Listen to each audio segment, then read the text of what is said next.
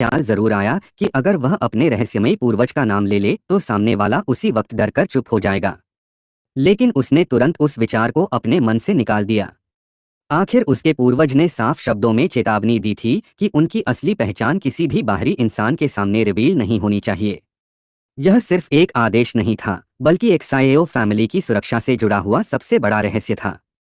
अगर यह बात बाहर फैल गई तो पूरा शहर ही नहीं बल्कि दूर दूर की ताकतें भी एक्साएओ फैमिली पर टूट पड़ेंगी। इसीलिए एक्साएओ झान ने अपने चेहरे पर बिल्कुल भी घबराहट नहीं आने दी और शांत स्वर में सामने खड़े जिया लाई बाई की ओर देखने लगा। जियाली भाई, आपने यह अफवाह आखिर सुनी कहाँ से? जिया लाई बाई ने होठों पर हल्की मुस्कान लाई, लेकिन उसकी आंखों में साफ दिखाई दे रहा था कि वह एक्साएओ झान की किसी भी बात पर भरोसा करने वाला नहीं है। उसने व्यंग्य भरे स्वर में कहा, मुझे बेवकूफ मत समझो। पूरा W10 सिटी इस बात की चर्चा कर रहा है कि एक रहस्यमयी दो वैंग एक्सपर्ट आसमान से उतरकर सीधे तुम्हारे एक्साएओ फैमिली में आया था। उसे बहुत लोगों ने अपनी आंखों से देखा है। इतने सारे लोग क्या एक साथ झूठ बोल सकते हैं? एक्साएओ झान ने बिना घबराए गहरी सांस ली और जवाब दिया, हाँ, यह बात सच है कि एक दो वैंग एक्सपर्ट हमारे घर आए थे। लेकिन बाकी जो बातें शहर में फैल रही हैं वे पूरी तरह बढ़ा चढ़ाकर बनाई गई हैं। जिया लाई बाई की भौहें सिकुड़ गईं। उसे लगा कि अब शायद उसे कोई बड़ा राज पता चलने वाला है। एक्साएओ झान ने बिल्कुल सामान्य अंदाज में कहा, वो सीनियर सिर्फ रास्ता पूछने आए थे। उन्होंने कुछ देर मुझसे बात की, अपनी मंजिल का रास्ता पूछा और फिर तुरंत वहां से चले गए। बस इतनी सी बात थी। यह सुनते ही जिया लाई बाई के चेहरे पर अविश्वास साफ दिखाई देने लगा। उसने हंसते हुए कहा, रास्ता पूछने के लिए पूरे W10 सिटी में सिर्फ तुम्हारा घर ही मिला, हमारे जिया फैमिली का दरवाजा उन्हें दिखाई नहीं दिया। एक्साएओ झान ने हल्की मुस्कान के साथ अपनी मुट्ठी हिलाई और बोला, अगर जिया लाई भाई को मेरी बात पर भरोसा नहीं है तो क्या पहले हम दोनों दो हाथ कर लें? यह सुनते ही जिया लाई बाई के चेहरे की मुस्कान गायब हो गई। उसे अच्छी तरह पता था कि वह सिर्फ 3 स्टार डा दोषी था, जबकि एक्साएओ झान काफी पहले ही 5 स्टार डा दोषी बन चुका था। अगर सच में लड़ाई हुई तो उसकी हार लगभग तय थी। इसीलिए उसने तुरंत बात बदलते हुए कहा, नहीं नहीं, मैं तो बस पूछ रहा था। बाहर की अफवाहें कुछ ज्यादा ही बढ़ गई हैं। लोगों ने तो यह तक कहना शुरू कर दिया है कि एक्साएओ फैमिली का कोई एंशिएंट एंसेस्टर वापस लौट आया है।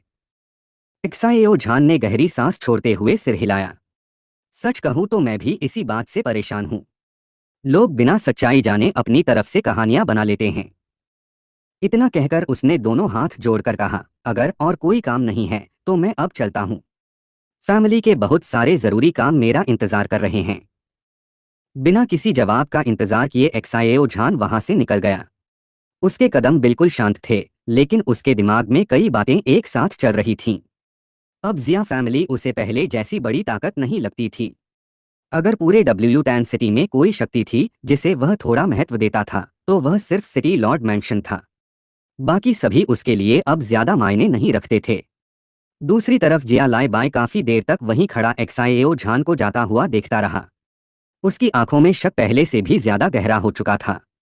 उसे ऐसा लग रहा था कि एक्साएओ झान ने सच का सिर्फ एक छोटा हिस्सा बताया है, जबकि असली राज अब भी छिपा हुआ है। तभी जिया फैमिली का एक डिसाइपल उसके पास आया और धीरे से बोला, पेट्रियार्क, क्या सच में वो दो वैंग एक्सपर्ट सिर्फ रास्ता पूछने आया था? जिया लाई बाई ने उसे घूर कर देखा और ठंडे स्वर में बोला, तुम भी उसकी बातों में आ गए? अगर कोई दो वैंग एक्सपर्ट सिर्फ रास्ता पूछने आता तो पूरे शहर में इतनी हलचल क्यों मचती? डिसाइपल तुरंत चुप हो गया। उसे समझ आ गया कि उसके पेट्रियार्क के मन का शक अब खत्म होने वाला नहीं है। कुछ पल सोचने के बाद जिया लाई बाई अचानक मुड़ा और तेज कदमों से दूसरी दिशा में चल पड़ा। डिसाइपल जल्दी से उसके पीछे भागा। पेट्रियार्क, आप कहाँ जा रहे हैं? जिया लाई बाई ने चलते चलते जवाब दिया, अभी मैंने एक्साएओ झान को मेटल ऑक्शन हाउस से निकलते देखा था। वो बिना किसी खास वजह के वहां नहीं जाता। अगर वह सच में सिर्फ रास्ता पूछने की बात होती तो वह इतनी बड़ी मात्रा में सामान खरीदने क्यों जाता? मुझे लगता है कि इस पूरे मामले का कोई न कोई कनेक्शन उसी ऑक्शन हाउस से जरूर है। उसकी चाल और तेज हो गई। अगर मिटल ऑक्शन हाउस से पता चल गया कि एक्साएओ झान ने क्या खरीदा है तो शायद हमें उस रहस्यमयी दो वैन एक्सपर्ट के बारे में भी कोई महत्वपूर्ण क्लू मिल जाए। जिया लाई बाई बिना समय बर्बाद किए सीधे मिटल ऑक्शन हाउस पहुंच गया। उसने वहां के कर्मचारियों से कई सवाल किए। हालांकि ऑक्शन हाउस हमेशा अपने ग्राहकों की जानकारी छिपाकर रखता था, लेकिन जिया फैमिली के पेट्रियार्क होने की वजह से उसे कुछ अहम बातें पता चल गईं। थोड़ी देर बाद जब वह बाहर निकला तो उसके चेहरे पर पहले जैसी उलझन नहीं थी। अब उसकी आंखों में शक की जगह गहरी सोच दिखाई दे रही थी। उसने धीरे से कहा, अब लगभग कंफर्म हो गया है। उस रहस्यमयी दो वैन एक्सपर्ट का एक्सआईएओ फैमिली से कोई सीधा रिश्ता नहीं है। लेकिन इसका मतलब यह बिल्कुल नहीं कि एक्सआईएओ फैमिली को उससे कोई फायदा नहीं मिला, बल्कि मुझे पूरा यकीन है कि उन्हें उससे बहुत बड़ा लाभ मिला है। उसके साथ चल रहे डिसाइपल ने हैरानी से पूछा, पेट्रियार्क आप ऐसा क्यों कह रहे हैं? जिया लाई बाई ने गंभीर स्वर में जवाब दिया, ऑक्शन हाउस से पता चला है कि एक्सआईएओ झान ने बड़ी मात्रा में लो ग्रेड हर्ब्स खरीदी हैं। इतनी सारी हर्ब्स कोई सामान्य इंसान कभी नहीं खरीदता। या तो कोई बड़ी एल्केमी होने वाली है, या फिर एक्सआईएओ फैमिली अपनी ताकत तेजी से बढ़ाने की तैयारी कर रही है। दोनों ही हालात हमारे लिए खतरनाक हैं। यह सुनकर डिसाइपल भी चिंतित हो गया। असल में इस समय एक्सआईएओ फैमिली पहले से ही जिया फैमिली से थोड़ी ज्यादा मजबूत थी। ऊपर से एक्सआईएओ फैमिली की जड़ें इंपेरियल कैपिटल तक फैली हुई थीं, जबकि जिया फैमिली सिर्फ W10 सिटी का एक स्थानीय क्लैन था। अगर एक्सआईएओ फैमिली को किसी दो वैन एक्सपर्ट का थोड़ा भी सहयोग मिल गया तो आने वाले समय में जिया फैमिली के लिए उनका मुकाबला करना लगभग नामुमकिन हो जाएगा। जिया लाई बाई ने मुट्ठी भींच ली, नहीं, हम और इंतजार नहीं कर सकते। कुछ दिन तक उस रहस्यमय दो वैन एक्सपर्ट पर नजर रखो। अगर कंफर्म हो जाए कि वह W10 सिटी छोड़ चुका है तो हम बिना देर किए एक्सआईएओ फैमिली पर हमला करेंगे। उन्हें संभलने का मौका बिल्कुल नहीं देना है। इतना कहते ही उसे एक पुरानी बात याद आ गई। कुछ समय पहले वाइल्ड वुल्फ मर्सनरी ग्रुप का एक्सआईएओ फैमिली के साथ बड़ा विवाद हुआ था। उन्होंने जिया फैमिली को भी साथ मिलकर एक्सआईएओ फैमिली पर हमला करने का प्रस्ताव दिया था। उस समय जिया लाई बाई ने फैसला टाल दिया था, लेकिन अब हालात पूरी तरह बदल चुके थे। उसने ठंडी हंसी हंसते हुए कहा, अगर जिया फैमिली और वाइल्ड वुल्फ मर्सनरी ग्रुप एक साथ हाथ मिला लें तो एक्सआईओ फैमिली चाहे जितनी भी मजबूत हो उसे खत्म करना मुश्किल नहीं होगा। उस समय पूरे W10 सिटी में सिटी लॉर्ड मैंशन के अलावा 3 बड़े फैमिली और 4 बड़े मर्सनरी ग्रुप्स थे। कुल 7 बड़ी ताकतें शहर को संतुलित रखे हुए थीं। इनमें वाइल्ड वुल्फ मर्सनरी ग्रुप और ब्लड ब्लेड मर्सनरी ग्रुप सबसे शक्तिशाली माने जाते थे। दोनों के लीडर्स साथ स्टारडा दो शिरियम तक पहुंच चुके थे। मर्सनरी ग्रुप्स का मुख्य काम मैजिकल बीस्ट माउंटेन रेंज में जाकर मैजिकल बीस्ट्स का शिकार करना और उनसे कमाई करना था। दूसरी तरफ तीनों बड़े फैमिलीज व्यापार और कारोबार से अपनी शक्ति बढ़ाते थे। इसी वजह से दोनों के बीच सीधे टकराव कम होते थे। सबसे ऊपर सिटी लॉर्ड मैंशन था, जो किसी एक पक्ष का साथ नहीं देता था। वह सभी ताकतों को बैलेंस में रखता था। इसी कारण W10 सिटी में कई वर्षों से शांति बनी हुई थी, लेकिन अब यह संतुलन टूटने वाला था। जिया लाई बाई ने बिना एक पल गवाए फैसला कर लिया, मैं खुद वाइल्ड वुल्फ मर्सनरी ग्रुप के लीडर मां शंगवे से मिलूंगा। मुझे पूरा विश्वास है कि वह इस अलायंस के लिए तुरंत तैयार हो जाएगा। जब दोनों ताकतें एक साथ हमला करेंगी तो एक्सआईओ फैमिली के बचने की कोई उम्मीद नहीं होगी। उसकी आंखों में निर्दयता साफ झलक रही थी। अगले ही पल वह तेज कदमों से वाइल्ड वुल्फ मर्सनरी ग्रुप की दिशा में निकल पड़ा। उसे बिल्कुल भी अंदाजा नहीं था कि उसकी हर हरकत पर किसी और की भी नजर थी। जैसे ही वह वहां से गया, मेटल ऑक्शन हाउस का एक कर्मचारी तेजी से अंदर भागा और सीधे या एफईआई के कमरे में पहुंचा। मिस या एफईआई, मैंने अभी छिपकर उनकी सारी बातें सुनी हैं। Jia family wild wolf mercenary group के साथ मिलकर एक्सआईओ फैमिली पर हमला करने की प्लानिंग कर रही है। हमें अब क्या करना चाहिए? या एफईआई कुछ क्षण तक बिल्कुल चुप रही। उसके चेहरे पर चिंता साफ दिखाई देने लगी। उसने धीरे से कहा, वाइल्ड वुल्फ मर्सनरी ग्रुप का लीडर पहले ही 7 स्टारडा दोषी बन चुका है। अगर जिया फैमिली भी उनके साथ मिल गई तो दोनों की संयुक्त ताकत बहुत खतरनाक होगी। अगर उस रहस्यमय दो वैन एक्सपर्ट ने इस लड़ाई में दखल नहीं दिया तो एक्सआईओ फैमिली शायद उनका सामना नहीं कर पाएगी। वह कुछ देर तक सोचती रही और फिर बोली, लेकिन अगर वह दो वैन एक्सपर्ट सच में एक्सआईओ फैमिली की मदद करने के लिए सामने आ गया तो लड़ाई का नतीजा पूरी तरह बदल सकता है।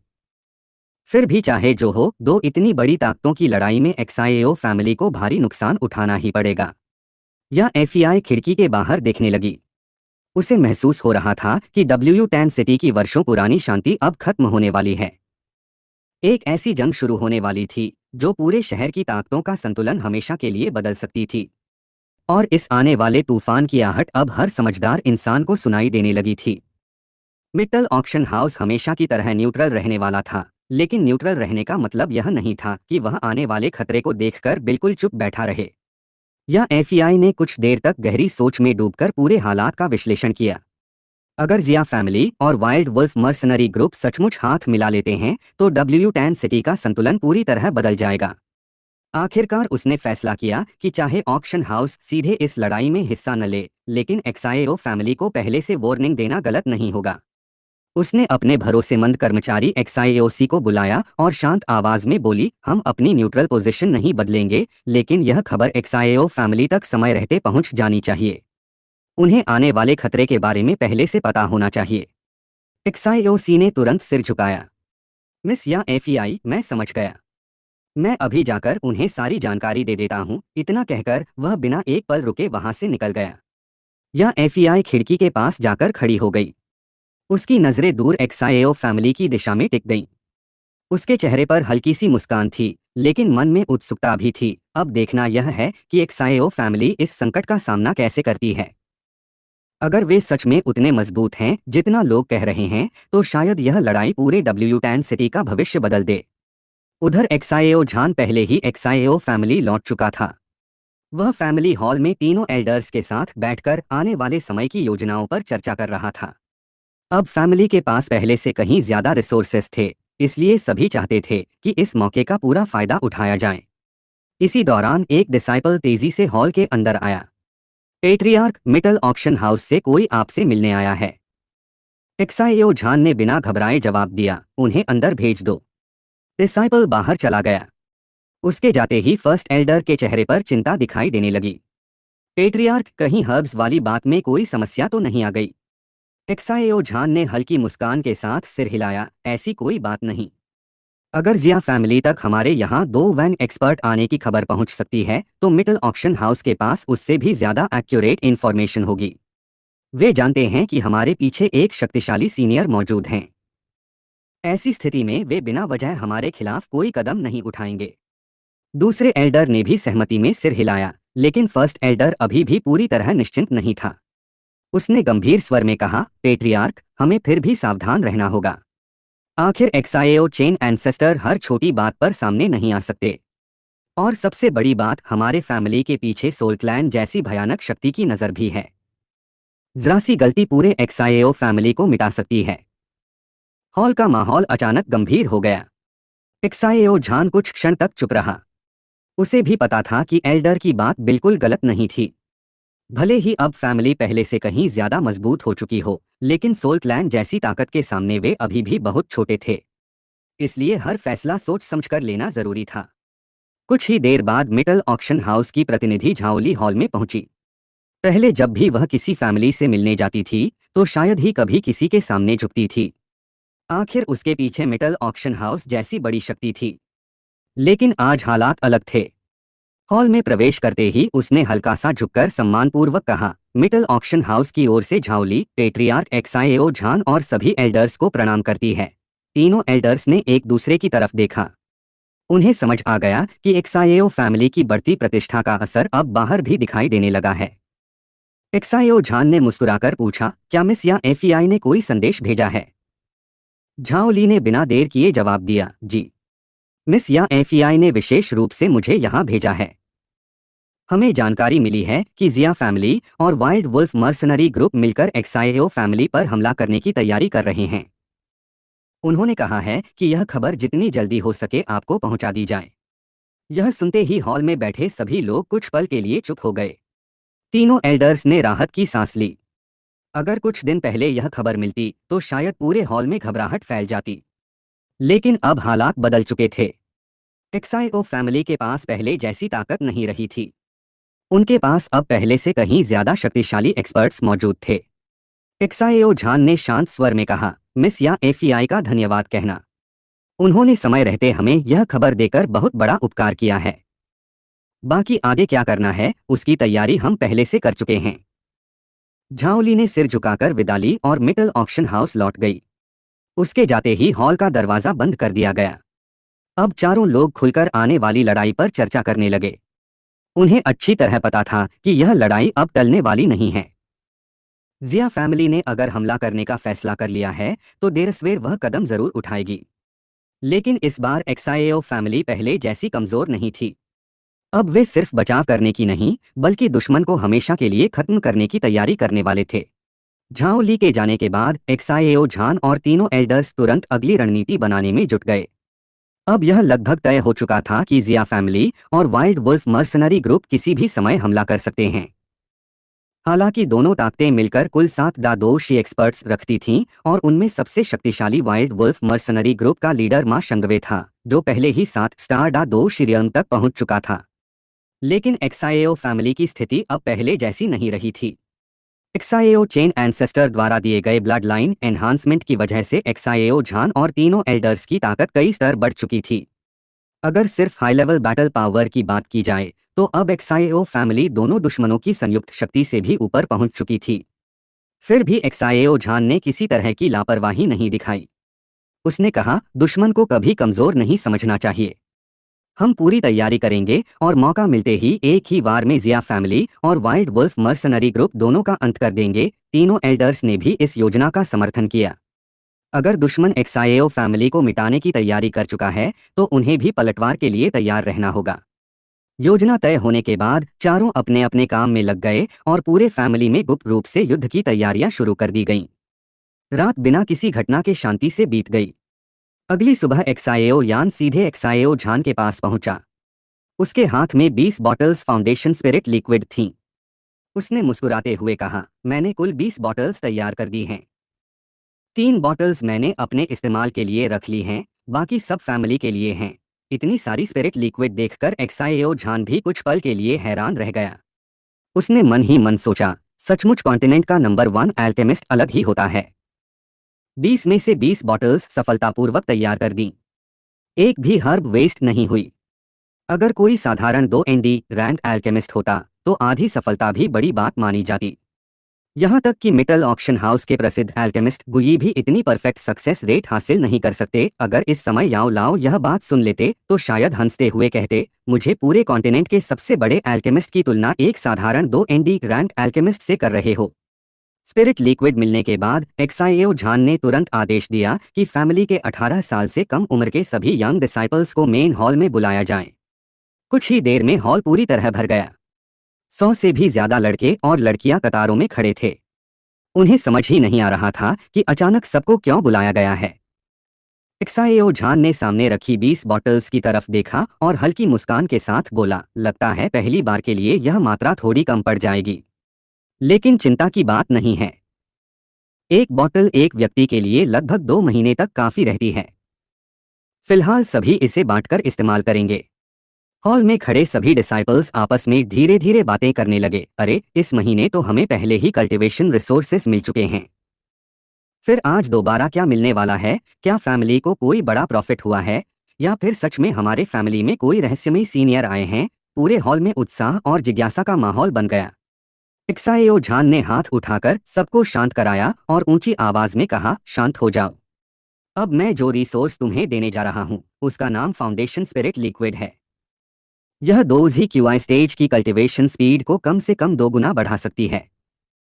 फैमिली का हर मेंबर हर 10 दिन में इसकी नई क्वांटिटी ले सकेगा। आज पहली बार इसे मेन हॉल से दिया जा रहा है। आगे से सभी लोग इसे ट्रेजर पवेलियन से प्राप्त करेंगे। इतना सुनते ही पूरा हॉल हैरानी से गूंज उठा। 2 स्टेज की स्पीड 2 गुना बढ़ाने वाली मेडिसिन उनके लिए किसी खजाने से कम नहीं थी। एक्साएओ झान ने आगे कहा, एक्साएओ निंग, तुम सबके बीच इसका डिस्ट्रीब्यूशन शुरू करो। एक्साएओ यान वहां मौजूद नहीं था, इसलिए यह जिम्मेदारी फर्स्ट एल्डर के पोते एक्साएओ निंग को दी गई। वह फैमिली के सबसे प्रतिभाशाली युवाओं में से एक था। लेकिन जब उसने फाउंडेशन स्पिरिट लिक्विड की बॉटल्स अपने हाथों में उठाईं तो उसके हाथ हल्के हल्के कांपने लगे। उसे अच्छी तरह पता था कि यह साधारण मेडिसिन नहीं बल्कि फैमिली का भविष्य बदल देने वाला खजाना था। वह इस समय 7 पर था।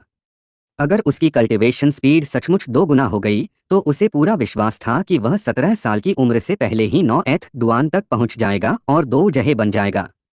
सिर्फ एक्साएओ निंग ही नहीं बल्कि हॉल में मौजूद हर युवा डिसाइपल की आंखों में उम्मीद की नई चमक दिखाई दे रही थी।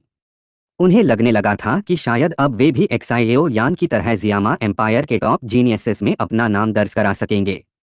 फैमिली का भविष्य पहली बार इतना उज्जवल दिखाई दे रहा था और हर किसी के दिल में एक ही ख्याल था, अब एक्साइओ फैमिली को आगे बढ़ने से रोक पाना किसी के बस की बात नहीं होगी।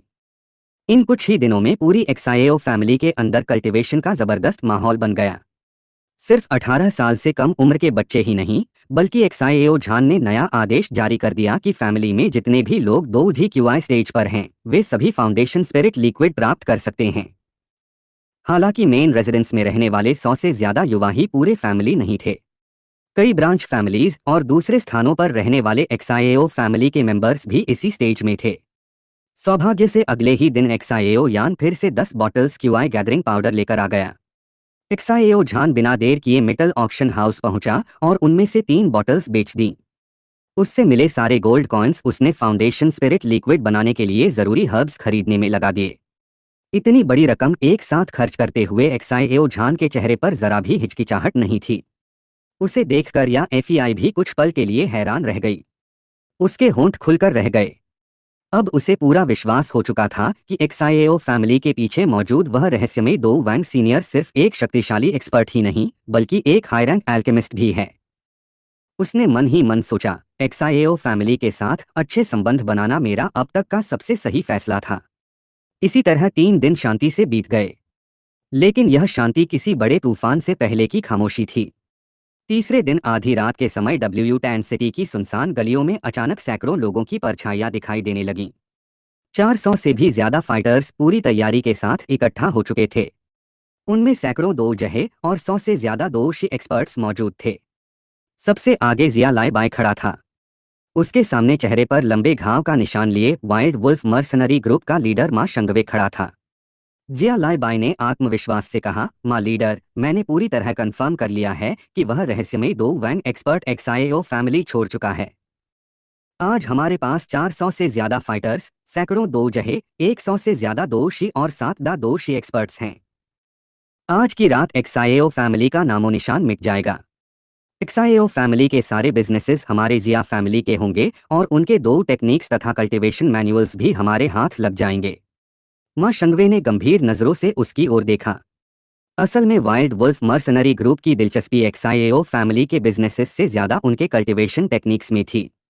वह लंबे समय से एक्साइओ फैमिली के टेक्निक पवेलियन पर नजर रखे हुए था। अगर उसे वहां रखी एक्सयूएन रैंक टेक्निक्स मिल जाए तो उसकी ताकत कई गुना बढ़ सकती थी। वह मुस्कुराया और जिया लाई बाय के कंधे पर हाथ रखते हुए बोला, ठीक है, बंटवारा जैसा तय हुआ था वैसा ही रहेगा। लेकिन सिटी लॉर्ड मैंशन का क्या? अगर उन्होंने बीच में दखल दिया तो पूरी योजना बिगड़ सकती है। जिया लाई बाय आत्मविश्वास से हंस पड़ा, इसकी चिंता मत करो। मैंने हमारे फैमिली की सबसे कीमती एक्सयूएन रैंक टेक्निक पहले ही सिटी लॉर्ड को गिफ्ट कर दी है। तुम जानते ही हो कि उन्हें मार्शल आर्ट्स का कितना शौक है। इस समय तक वे उसे सीखने के लिए क्लोज्ड डोर कल्टीवेशन में जा चुके होंगे।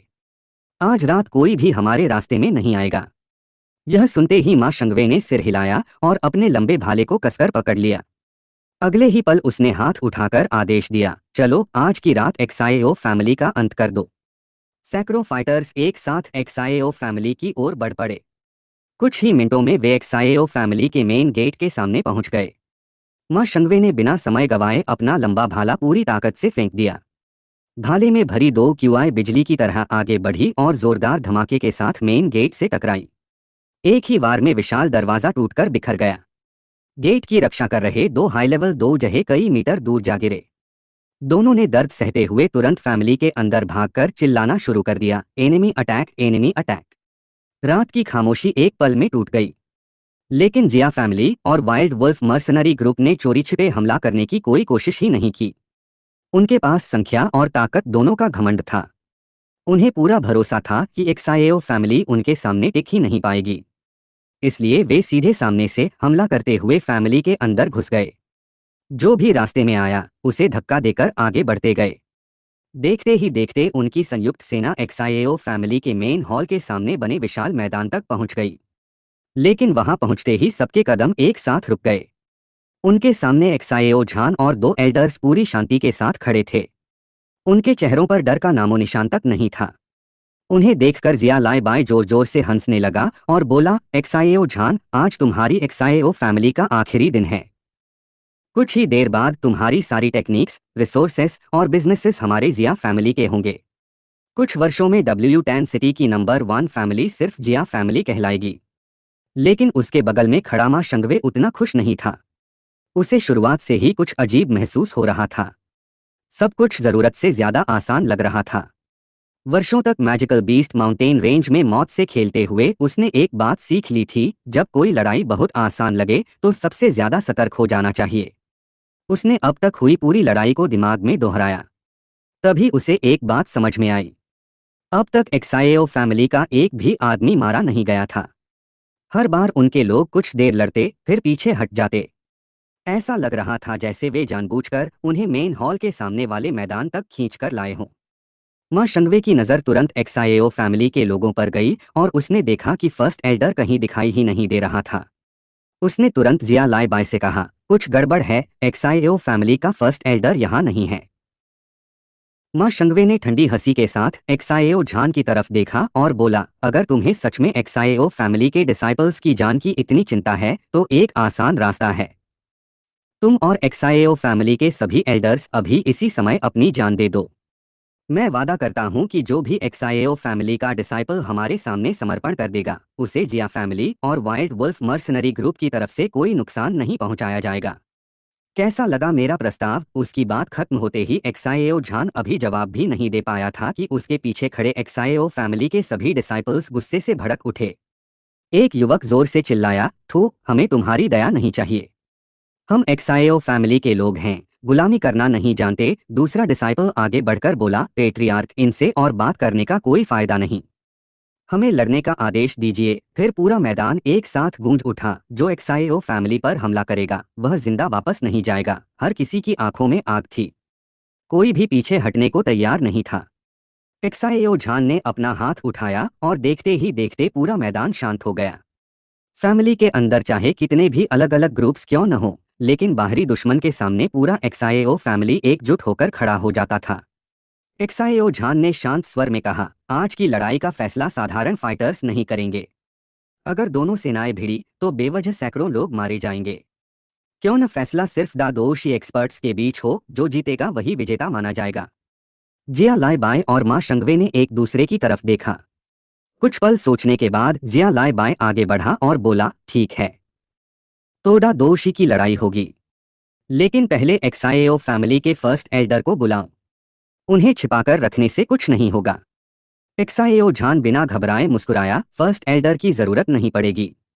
तुम लोगों से निपटने के लिए हम 3 ही काफी हैं। यह सुनते ही जिया लाई बाई ठहाका मारकर हंस पड़ा। एक्साएओ झान, लगता है तुम्हें मरने की बहुत जल्दी है। मां शंगवे ने भी अपना लंबा भाला घुमाते हुए कहा, अगर तुम खुद मौत बुला रहे हो तो पहले तुम ही तीनों को खत्म करेंगे।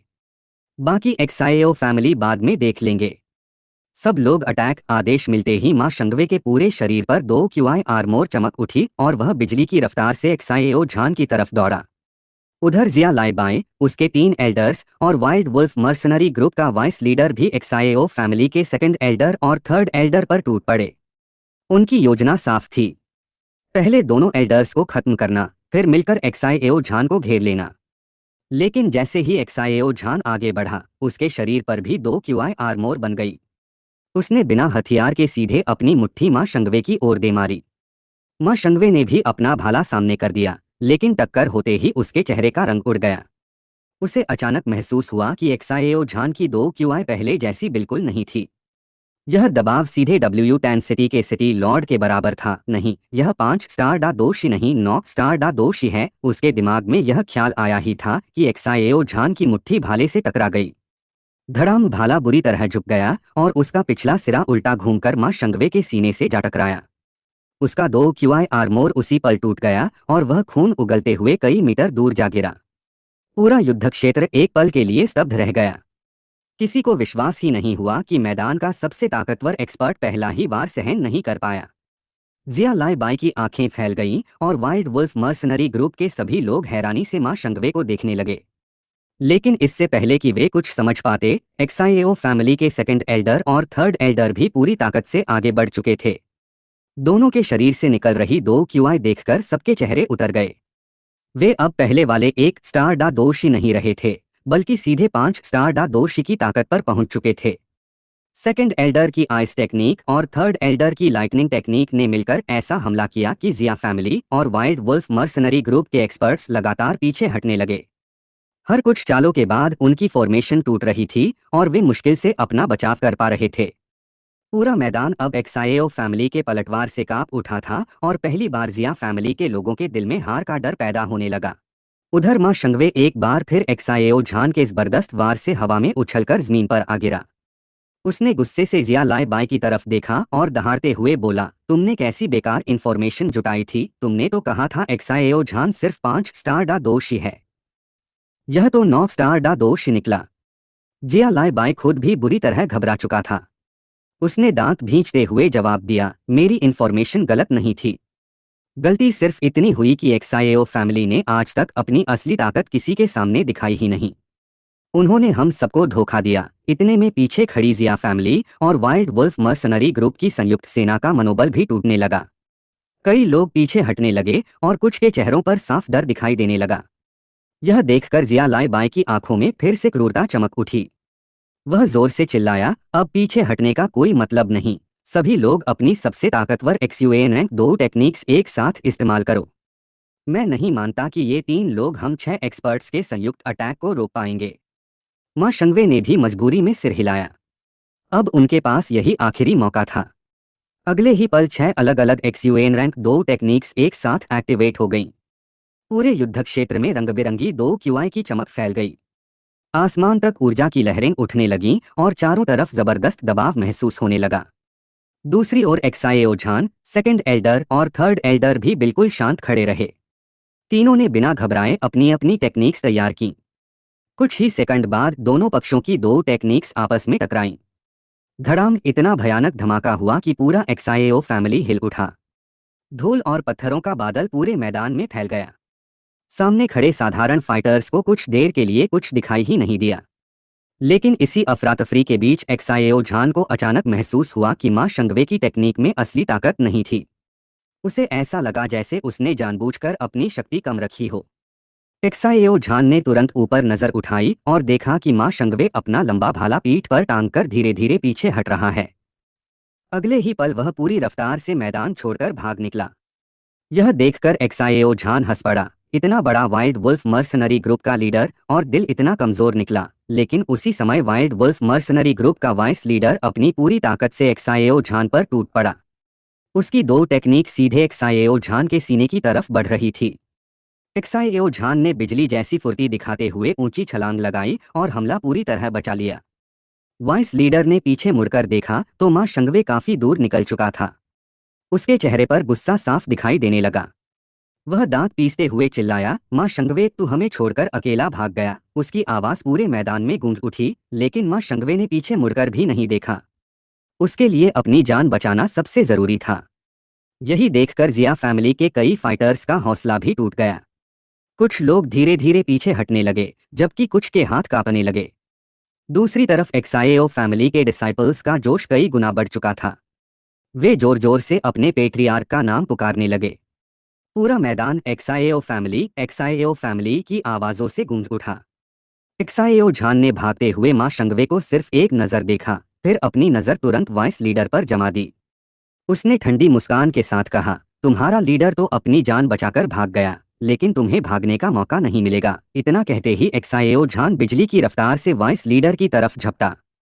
उसकी गति इतनी तेज थी कि सामने वाला संभल भी नहीं पाया।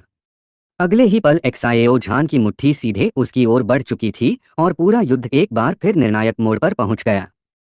वाइल्ड वुल्फ मर्सनरी ग्रुप का वाइस लीडर जैसे ही जमीन पर उतरा, एक्साएओ झान बिजली जैसी स्पीड से उसकी तरफ झपटा। 3 स्टार डा दोषी का वह एक्सपर्ट 9 स्टार डा दोषी एक्साएओ झान के सामने एक पल भी टिक नहीं पाया। एक्साएओ झान की एक जबरदस्त पंच सीधे उसके सीने पर लगी और वह खून उगलते हुए दूर जा गिरा।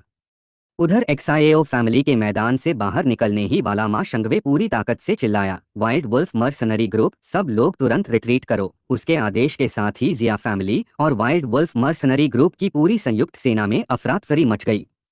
हर कोई अपनी जान बचाने के लिए भागने लगा। लेकिन एक्साएओ फैमिली के डिसाइपल्स ने बिना किसी आदेश का इंतजार किए अपने हथियार उठा लिए। पूरा मैदान गूंज उठा। एक्साएओ फैमिली के भाइयों, एक भी दुश्मन बचकर नहीं जाना चाहिए। सभी डिसाइपल्स दुश्मनों के पीछे टूट पड़े। एक्साएओ झान ने भागते हुए मां शंगवे की तरफ देखा, लेकिन उसका पीछा नहीं किया। उसे पहले से पता था कि फर्स्ट एल्डर अपने लोगों के साथ एक्साएओ फैमिली के मुख्य द्वार के बाहर घात लगाकर बैठे हैं। उसने पहले ही फैसला कर लिया था कि जो भी एक्साएओ फैमिली पर हमला करेगा, आज रात वह जिंदा वापस नहीं जाएगा। इसके बाद एक्साएओ झान ने सेकंड एल्डर और थर्ड एल्डर की लड़ाई पर नजर डाली। सेकंड एल्डर ने जिया फैमिली के एक एल्डर को पूरी तरह दबा दिया था, लेकिन थर्ड एल्डर दो दुश्मनों से लड़ते हुए घायल हो चुके थे। फिर भी 5 स्टार डा दोषी की ताकत के दम पर वे दोनों 1 स्टार डा दोषी एल्डर्स का डटकर सामना कर रहे थे। उधर जिया लाई बाय के भाग जाने से जिया फैमिली के दोनों एल्डर्स का मनोबल टूट गया। वे लगातार गलतियां करने लगे और थर्ड एल्डर ने मौका मिलते ही पलटवार शुरू कर दिया। कुछ ही वारों में हालात पूरी तरह पलट गए।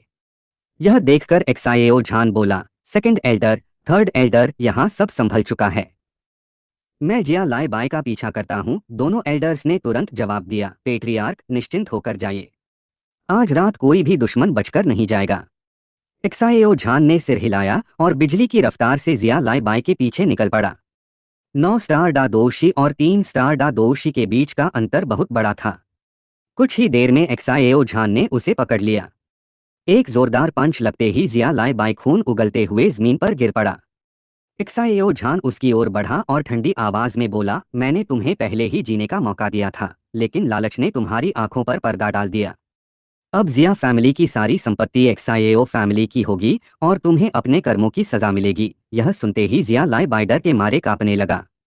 वह घुटनों के बल बैठ गया। पेट्रियार्क एक्साएओ, मुझसे गलती हो गई, मुझे माफ कर दीजिए। मैं जिया फैमिली की सारी संपत्ति आपको सौंप दूंगा, बस मेरी जान बख्श दीजिए। एक्साएओ झान ने शांत लेकिन सख्त आवाज में कहा, मां शंगवे भागते समय भी अपने लोगों को रिट्रीट का आदेश देकर गया, लेकिन तुम अपने ही फैमिली मेंबर्स को मरने के लिए छोड़कर अकेले भाग निकले। जो इंसान सिर्फ अपने बारे में सोचता है, वह जीने के लायक नहीं होता। इतना कहते ही एक्साएओ झान ने बिना दया दिखाए अंतिम वार किया और जिया लाई बाय की वहीं मौत हो गई। उसने दो डिसाइपल्स को बुलाकर लाश उठाने का आदेश दिया और खुद तुरंत एक्साएओ फैमिली के मुख्य द्वार की ओर निकल पड़ा। उसे चिंता थी कि फर्स्ट एल्डर अभी अभी ताकतवर बने हैं और शायद मां शंगवे का सामना अकेले न कर पाए। रास्ते में अचानक उसे सामने से बेहद शक्तिशाली दो क्यूआई महसूस हुई।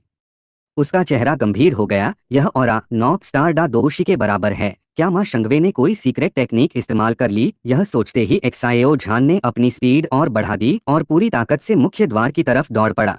उधर एक्साएओ फैमिली के मुख्य द्वार पर फर्स्ट एल्डर पहले से ही मां शंगवे का रास्ता रोके खड़े थे। उन्हें देखते ही मां शंगवे समझ गया कि अगर वह अब भी रुका तो एक्साएओ झान भी कुछ ही पलों में वहां पहुंच जाएगा और फिर उसके बचने का कोई रास्ता नहीं रहेगा। बिना एक पल गवाए उसने अपनी सबसे खतरनाक secret technique blood sacrifice activate कर दी। अगले ही पल उसके शरीर से निकलने वाली दो क्यूआई कई गुना बढ़ने लगी। जो ताकत पहले 7 स्टार डा दोषी के शिखर पर थी, वह कुछ ही सेकंड में बढ़कर 9 स्टार डा दोषी के शुरुआती स्तर तक पहुंच गई। उसकी आंखें खून की तरह लाल हो गईं और पूरा शरीर हिंसक ऑरा से भर उठा। फर्स्ट एल्डर ने यह परिवर्तन देखा तो उनका चेहरा भी गंभीर हो गया। मां शंगवे ने दहाड़ते हुए अपना लंबा भाला पूरी ताकत से घुमाया। रास्ते से हट जाओ। भाले के साथ निकली दो क्यूआई ने आसपास की जमीन तक हिला दी। फर्स्ट एल्डर जानते थे कि इस समय सीधी टक्कर लेना समझदारी नहीं होगी, इसलिए उन्होंने फुर्ती से एक तरफ हटकर वार को खाली जाने दिया। लेकिन मां शंगवे का इरादा लड़ने का नहीं था। रास्ता मिलते ही वह पूरी रफ्तार से एक्साएओ फैमिली से दूर भाग निकला। फर्स्ट एल्डर ने उसका पीछा नहीं किया। पहली वजह यह थी कि सीक्रेट टेक्निक इस्तेमाल करने के बाद मां शंगवे की ताकत फिलहाल उनसे ज्यादा हो चुकी थी। दूसरी और सबसे बड़ी वजह यह थी कि एक्साएओ फैमिली के अंदर अभी भी बहुत से दुश्मन मौजूद थे, जिन्हें खत्म करना ज्यादा जरूरी था। कुछ ही देर बाद एक्साएओ झान भी वहां पहुंच गया, लेकिन तब तक मां शंगवे काफी दूर निकल चुका था। फर्स्ट एल्डर ने शांत स्वर में कहा, पेट्रियार्क, अब उसका पीछा करना सही नहीं होगा। पहले फैमिली के अंदर घुसे सभी दुश्मनों का सफाया कर देते हैं। वाइल्ड वुल्फ मर्सनरी ग्रुप इस लड़ाई में अपने इतने एलीट फाइटर्स खो चुका है कि अब वह लंबे समय तक संभल नहीं पाएगा। अकेला मां शंगवे हमारे लिए कोई बड़ा खतरा नहीं रहेगा। एक्साएओ झान ने कुछ पल सोचा और सहमति में सिर हिलाया। वह जानता था कि जीत सिर्फ दुश्मन के लीडर को मारने से नहीं बल्कि उसकी पूरी ताकत तोड़ने से मिलती है। दोनों तुरंत वापस एक्साएओ फैमिली की ओर मुड़े और बचे हुए दुश्मनों का सफाया करने की तैयारी करने लगे। उधर मां शंगवे बिना पीछे देखे लगातार भागता रहा। काफी देर बाद वह वाइल्ड वुल्फ मर्सनरी ग्रुप के कैंप में पहुंचा। उसने राहत की सांस लेनी चाहिए, लेकिन जैसे ही अंदर कदम रखा उसका चेहरा अचानक बदल गया। कैंप के बीचों बीच एक रहस्यमयी काले कपड़ों वाला आदमी बिल्कुल आराम से चाय पी रहा था। सबसे अजीब बात यह थी कि कैंप में मौजूद पहरेदार मर्सनरीज कहीं दिखाई नहीं दे रहे थे, मानो वे सब पहले ही खत्म किए जा चुके हों। मां शंगवे का दिल जोर से धड़कने लगा। उसने सावधानी से पूछा, तुम कौन हो? लेकिन वह काले कपड़ों वाला आदमी उसकी तरफ देखे बिना आराम से चाय पीता रहा। कुछ सेकंड बाद उसने कप नीचे रखा और शांत आवाज में कहा, जब तुम्हें अपने मर्सनरी ग्रुप के साथ आधी रात को एक्साएओ फैमिली पर हमला करने का अधिकार है तो मुझे बिना बुलाए यहाँ आने से कौन रोक सकता है? उसकी आवाज में ऐसा आत्मविश्वास था कि मां शंगवे के पूरे शरीर में सिहरन दौड़ गई। उसे पहली बार महसूस हुआ कि आज की हार अभी खत्म नहीं हुई, असली मुसीबत तो अब उसके सामने खड़ी थी। मां शंगवे ने सामने बैठे काले कपड़ों वाले युवक को घूरते हुए कहा, दुनिया में ऐसा भी कोई नियम होता है? तुम एक्साएओ फैमिली के आदमी हो। इतना कहते ही उसे पिछले कुछ दिनों से डब्ल्यू10 सिटी में फैली अफवाहें याद आ गईं। उसकी खून जैसी लाल आंखें फैल गईं और वह घबराकर बोला, रुको, क्या तुम वही एक्साएओ फैमिली के रहस्यमयी दो वैंग एंसेस्टर हो? काले वस्त्रों में बैठा एक्साएओ चेन हल्का सा मुस्कुराया। उसने ना कहा और न ही इनकार किया, बस शांत स्वर में बोला, अगर तुम्हें ऐसा लगता है तो वैसा ही मान लो। लेकिन मां शंगवे के लिए यही जवाब काफी था। उसने समझ लिया कि सामने बैठा इंसान वही रहस्यमयी एक्सपर्ट है।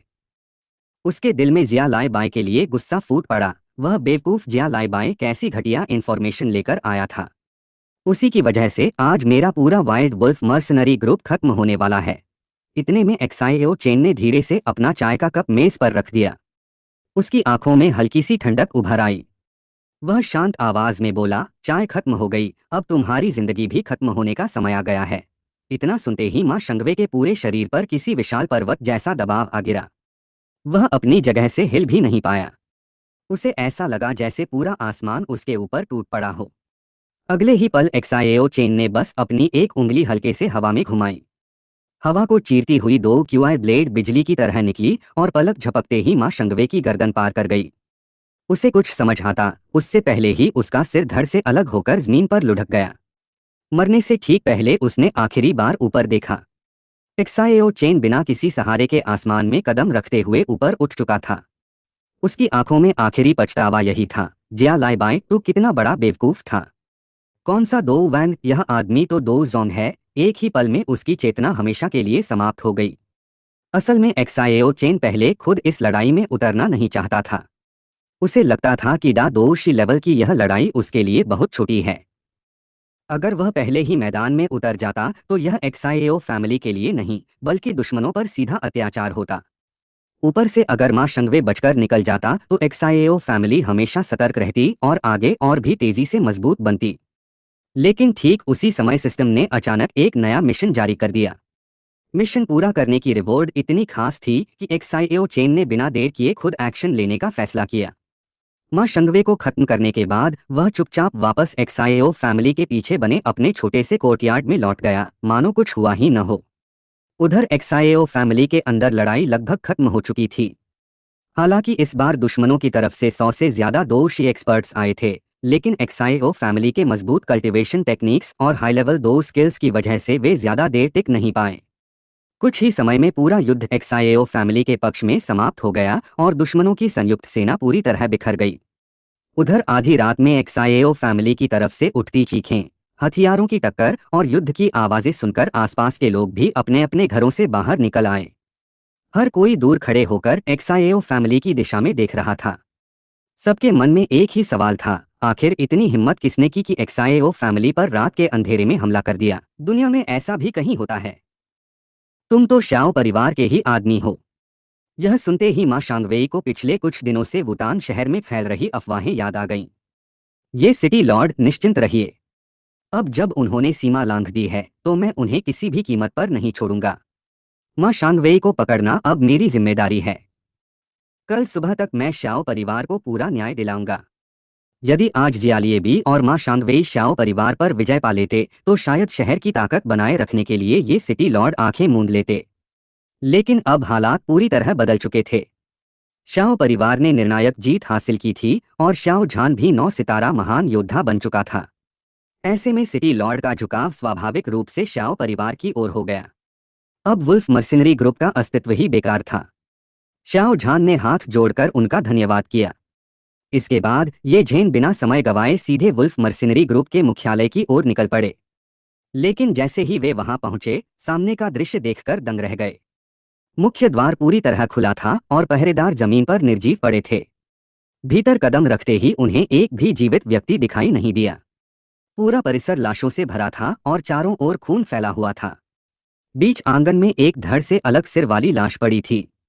पास जाकर देखा तो वह स्वयं मां शांगवेई था। ये झेन गहरे सोच में पड़ गए। अगर शाओ झान और तीनों बुजुर्ग अभी भी शाओ परिवार में थे तो फिर इस पूरे मर्सिनरी ग्रुप का सफाया किसने किया? क्या वुतान शहर में कोई और भी इतना शक्तिशाली व्यक्ति मौजूद था? तभी पीछे से याफेई अपने 2 सुरक्षा सैनिकों के साथ वहां पहुंची। खून खराबा देखकर उसने हल्का सा भौहें सिकोड़ लीं, लेकिन उसके चेहरे पर डर का कोई निशान नहीं था। उसने शांत स्वर में पूछा, सिटी लॉर्ड, क्या आपको पता चला कि यह सब किसने किया? ये झेन ने सिर हिलाते हुए कहा, मैं भी यही सोच रहा हूँ। याफे ने पूरे आंगन का ध्यान से निरीक्षण किया और गंभीर स्वर में बोली, यहाँ मौजूद हर सैनिक एक ही वार में मारा गया है। यहाँ तक कि 7 सितारा महान योद्धा मां शांगवेई भी एक ही प्रहार में खत्म कर दिया गया। इसका मतलब साफ है कि हमला करने वाले की ताकत महान योद्धा से कहीं ऊपर थी। इतना कहकर उसने अर्थपूर्ण नजरों से ये झेन की ओर देखा और बोली, पिछले कुछ दिनों से जो अफवाहें चल रही हैं, क्या आपने उनके बारे में नहीं सुना? भाग ये झेन तुरंत समझ गए कि याफेई किस ओर इशारा कर रही है। उन्होंने कहा, तुम शाओ परिवार के उस रहस्यमय डॉवांग पूर्वज की बात कर रही हो। लेकिन अभी कुछ देर पहले ही शाओ झान ने मुझे बताया कि वह सिर्फ एक अफवाह है। यह सुनते ही याफे ने उन्हें ऐसी नजरों से देखा मानो किसी भोले इंसान को देख रही हो।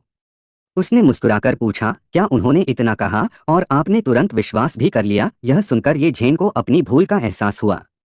उन्होंने माथा पकड़ लिया और बोले, शाओ झान ने तो मुझे अच्छी तरह बेवकूफ बना दिया। याफेई हल्के से मुस्कुराई और बोली, उन्हें दोष मत दीजिए।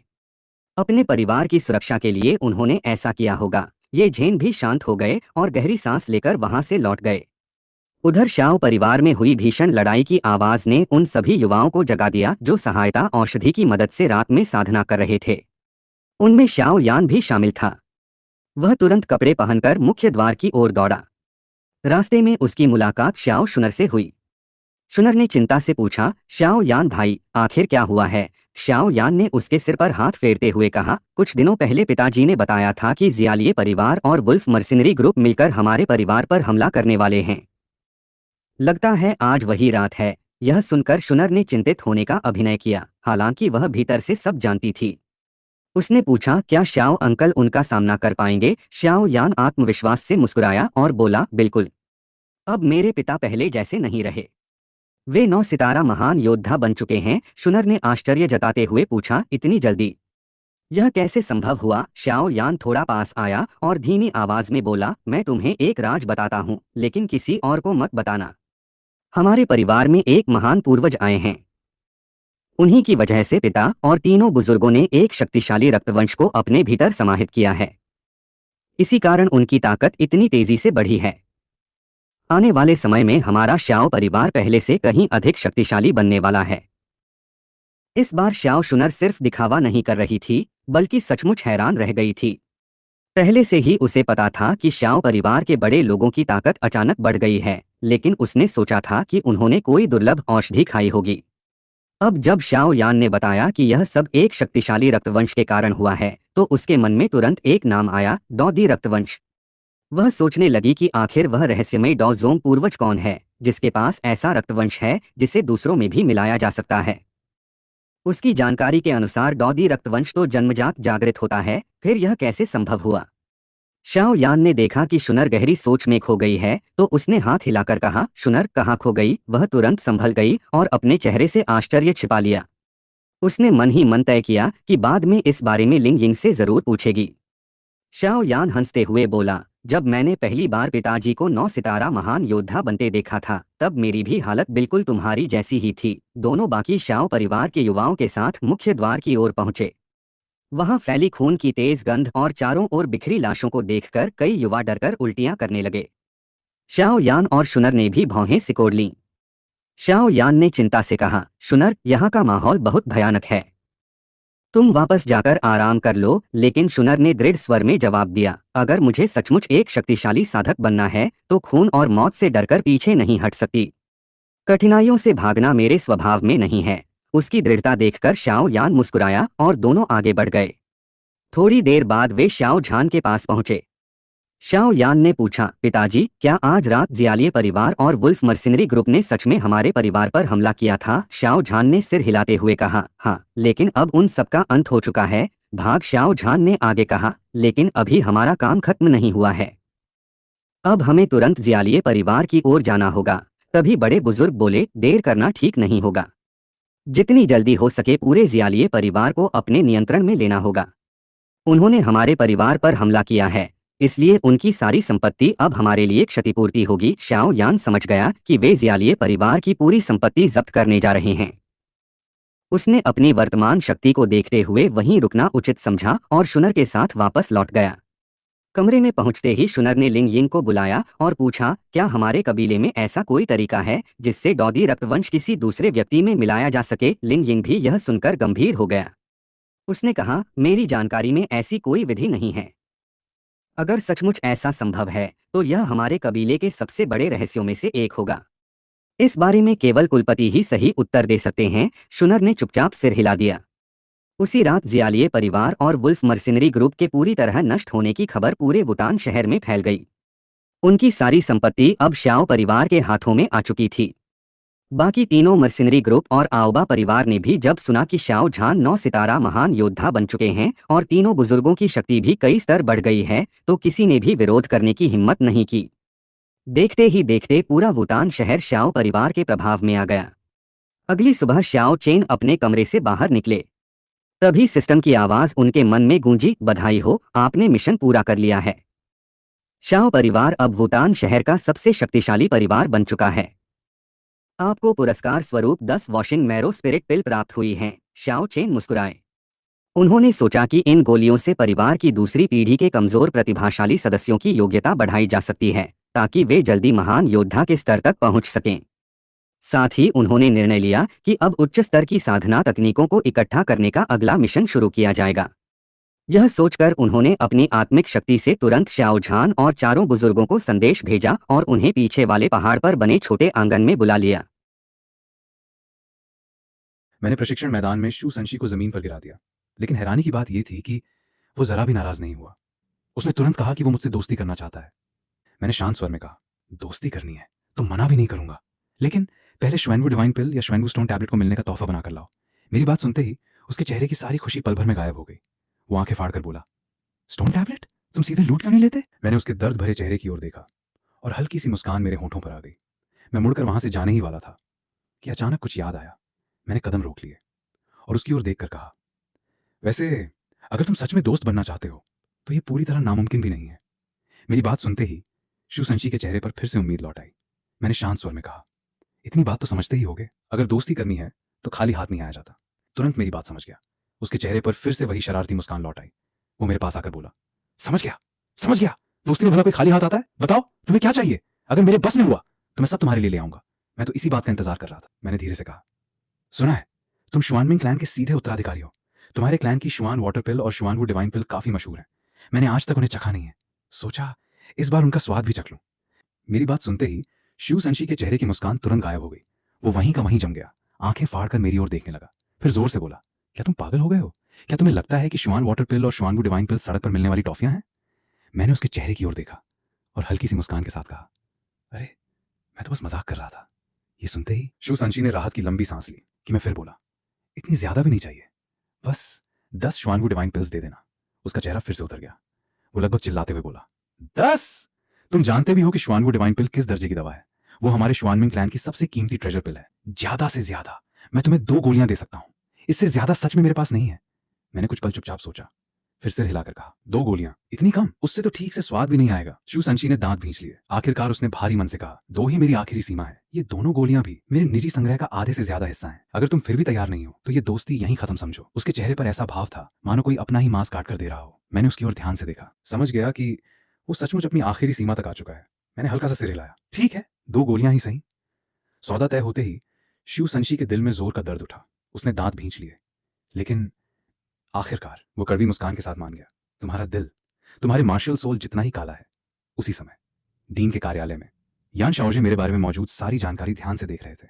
टेबल के सामने खड़े दू वाइलू ने सम्मानपूर्वक कहा, डीन यान, अब ये पूरी तरह तय हो चुका है कि जाओ शू की सोल पावर लेवल 46 है। उसके पास 1000 ईयर सेकंड सोल रिंग और 10,000 ईयर फोर्थ सोल रिंग भी है। आप उसके बारे में क्या निर्णय लेने वाले हैं? यान शाओजे ने धीरे से फाइल बंद कर दी। कुछ क्षण सोचने के बाद बोले, जाओ शू सचमुच एक दुर्लभ प्रतिभा है। दू वाइलू ने सिर हिलाया, फिर थोड़ा झिझकते हुए बोला, डीन, अगर जाओशू को यूं ही बढ़ने दिया गया तो क्या वो भविष्य में सोल मास्टर टूर्नामेंट में श्रेक एकेडमी के लिए खतरा नहीं बन जाएगा? यान शाओजे हल्के से मुस्कुराए, फिर शांत स्वर में बोले, वाइलू, तुम श्रेक एकेडमी के असली प्रतिभाशाली छात्रों को बहुत कम आंक रहे हो। मान लो अगले टूर्नामेंट तक जाओशू लेवल 50 सोल किंग भी बन जाए तो उससे क्या फर्क पड़ेगा? डू वाइलून को तुरंत बात समझ आ गई। उसने सम्मान से सिर झुकाकर कहा, डीन, आपकी बात बिल्कुल सही है। डू वाइलून ने फिर धीरे से पूछा, तो क्या हमें जाओशू की बिल्कुल परवाह नहीं करनी चाहिए?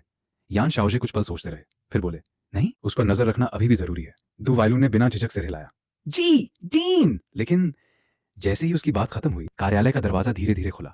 एक अस्त व्यस्त कपड़े पहने बूढ़ा आदमी अंदर आया। उसके हाथ में आधा खाया हुआ चिकन लेग था। चलते चलते भी वो आराम से उसे खा रहा था। उसे देखते ही यान शाओजे और दू वाइलून तुरंत सम्मान से खड़े हो गए। Greetings Elder शुआन। शुआन जी ने लापरवाही से हाथ हिलाया।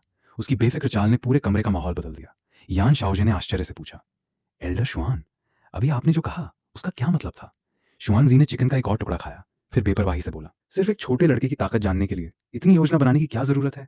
मैं खुद जाकर उससे 2 हाथ कर लूंगा और उसी समय उसकी सारी असली ताकत समझ जाऊंगा। यान शाओजे ये सुनकर हल्का सा मुस्कुराया, फिर सावधानी से बोला, एल्डर शुआ, क्या ये ठीक रहेगा? आखिर आप लेवल 98 सुपर डूलियो हैं और जू शू सिर्फ 14 साल का लेवल 46 सोल एंसेस्टर है। शुआन जी ने बिल्कुल भी परवाह नहीं की।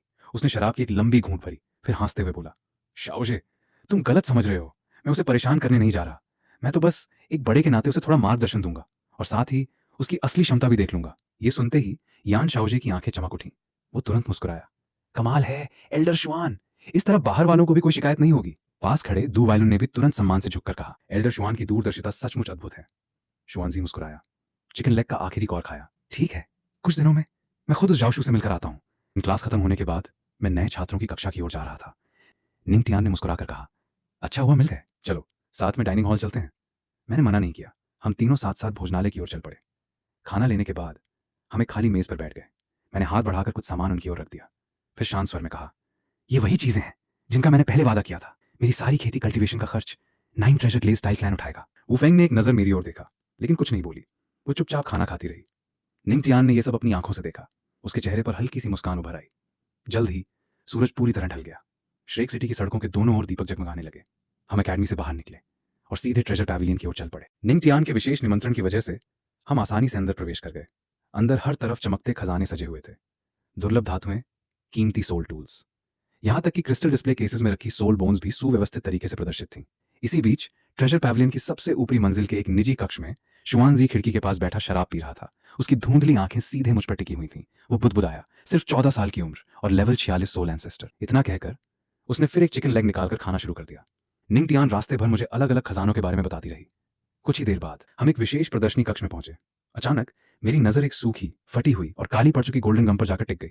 उसके पास लगे टैग पर लिखा था, 1000 ईयर गोल्डन गम, स्थिति खराब, औषधीय प्रभाव लगभग समाप्त, कीमत 6000 गोल्ड सोल कॉइन्स। आसपास से गुजरने वाले कई छात्र सिर्फ एक नजर डालते और तिरस्कार से आगे बढ़ जाते। उनकी नजर में ये सिर्फ एक बेकार और खराब हो चुकी औषधि थी। लेकिन मुझे अच्छी तरह याद था कि यह वास्तव में 10,000 ईयर गोल्डन गम थी। समुद्र की गहराई के अत्यधिक दबाव और वर्षों तक बंद रहने की वजह से उसकी बाहरी परत पूरी तरह सख्त हो गई थी। मैंने बिना झिझक कहा, ये गोल्डन गम मुझे चाहिए। निंग टियान ने हैरानी से मेरी ओर देखा। वो बोली, ये तो खराब हो चुका सामान है, इसे खरीदने का कोई फायदा नहीं है। मैंने ज्यादा कुछ नहीं समझाया, बस शांत स्वर में कहा, मुझे इसकी जरूरत है, ये देखकर कि मैं मजाक नहीं कर रहा। निंग टियान ने बिना कोई सवाल किए तुरंत भुगतान कर दिया। मैंने गोल्डन गम वाला लकड़ी का डिब्बा उठाया और आराम से उसे अपने स्टोरेज सोल टूल में रख लिया। उसके बाद हम तीनों ट्रेजर पैविलियन के अंदर आगे घूमते रहे। पूरे अंदरूनी हिस्से का चक्कर लगाने के बाद हमने अपना सारा सामान समेटा और ट्रेजर पैविलियन से बाहर निकल आए।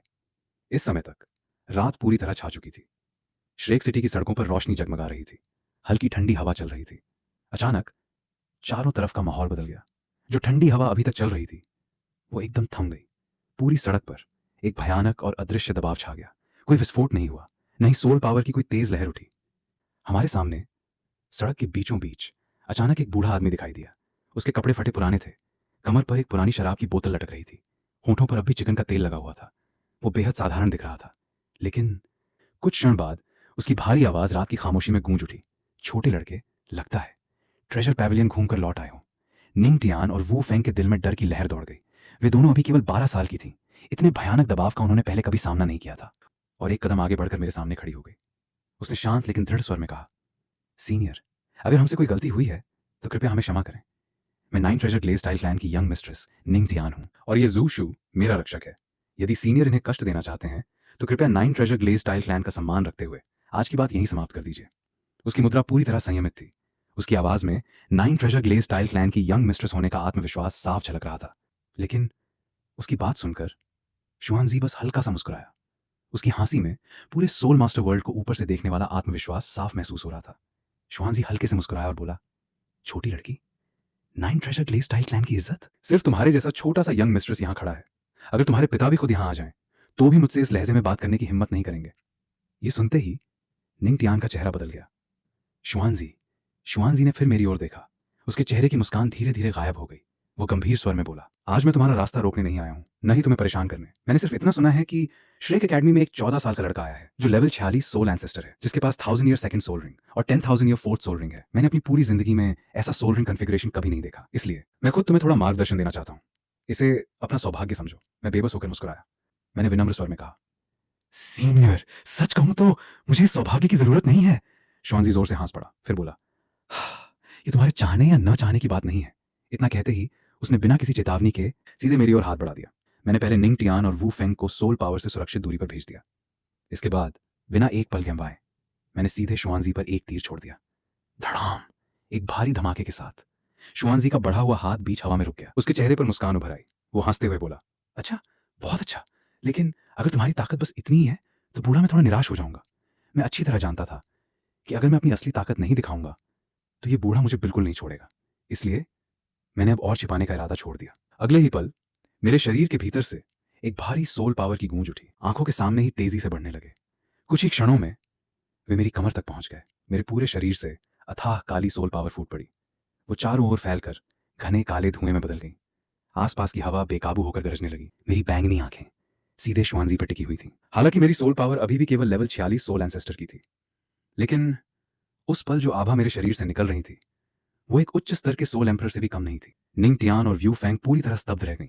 उन्हें पहले से पता था कि मैं बहुत शक्तिशाली हूं। उधर शुआनजी के चेहरे की मुस्कान भी गायब हो चुकी थी। उसकी आंखों में पहली बार गंभीरता दिखाई दी। बिना एक शब्द बोले मैंने अपना हाथ उठाया और सीधे उसकी ओर इशारा किया। फिर मैंने धीमे स्वर में कहा, इस क्षण से मैं ही धनुष हूं, मैं ही तलवार हूं। मेरी नजर जहां तक पहुंचेगी वही मेरी मार की सीमा होगी। मेरे शब्द समाप्त होते ही मेरी उंगलियों के सामने आग का एक चमकता हुआ तीर प्रकट हो गया। उसमें से निकलती भयानक गर्मी के कारण आसपास की हवा तक लहराने लगी। शुआनजी का चेहरा गंभीर हो गया। उसके दिल में भारी हलचल मच चुकी थी। एक लेवल 98 सुपर डुलुओ होने के नाते खतरे को महसूस करने की उसकी क्षमता बेहद तीव्र थी। सामान्य परिस्थितियों में एक लेवल 46 सोल एंसेस्टर का हमला उसके लिए किसी मायने नहीं रखता, लेकिन अगले ही पल लाल अग्निबाण बिजली की गति से उसकी ओर बढ़ा। शुआनजी की आंखें सिकुड़ गईं। उसके मन में तूफान उठ चुका था। वो अच्छी तरह समझ गया था कि यह हमला बिल्कुल साधारण नहीं है, लेकिन वो लेवल 98 सुपर डुलुओ था, पूरे महाद्वीप के सबसे शक्तिशाली लोगों में से एक। उसने ठंडी आवाज में कहा, छोटी सी चाल और मेरे सामने दिखावा। वो अपनी जगह से हिला तक नहीं, उसने बस अपना दायां हाथ उठाया। घनी धूसर सोल पावर उसकी हथेली पर इकट्ठी होने लगी और देखते ही देखते एक मजबूत रक्षा कवच बन गया। उसके विचार में इतनी सी रक्षा इस तीर को रोकने के लिए पूरी तरह पर्याप्त थी। अगले ही पल वो लाल अग्निबाण जोरदार धमाके के साथ सीधे शुआनजी की सोल पावर शील्ड से टकराया। धड़ाम, भयानक विस्फोट के साथ लपटें चारों ओर फैल गईं। जलती हुई आग उसकी हथेली से होती हुई पूरे हाथ पर फैलने लगी। कुछ ही क्षणों में उसका पूरा शरीर तेज लाल लपटों से घिर गया। आग लगातार उसकी सोल पावर शील्ड को जलाती रही। दूर खड़ी निंग टियान और वू फेंग की आंखें पूरी तरह फैल गईं। उनके शरीर डर और हैरानी से जड़ हो गए। उनके मन में सिर्फ एक ही विचार था, एक 4 सोल रिंग वाला सोल एंसेस्टर वास्तव में एक टाइटल डूलियो को घायल कर सकता है।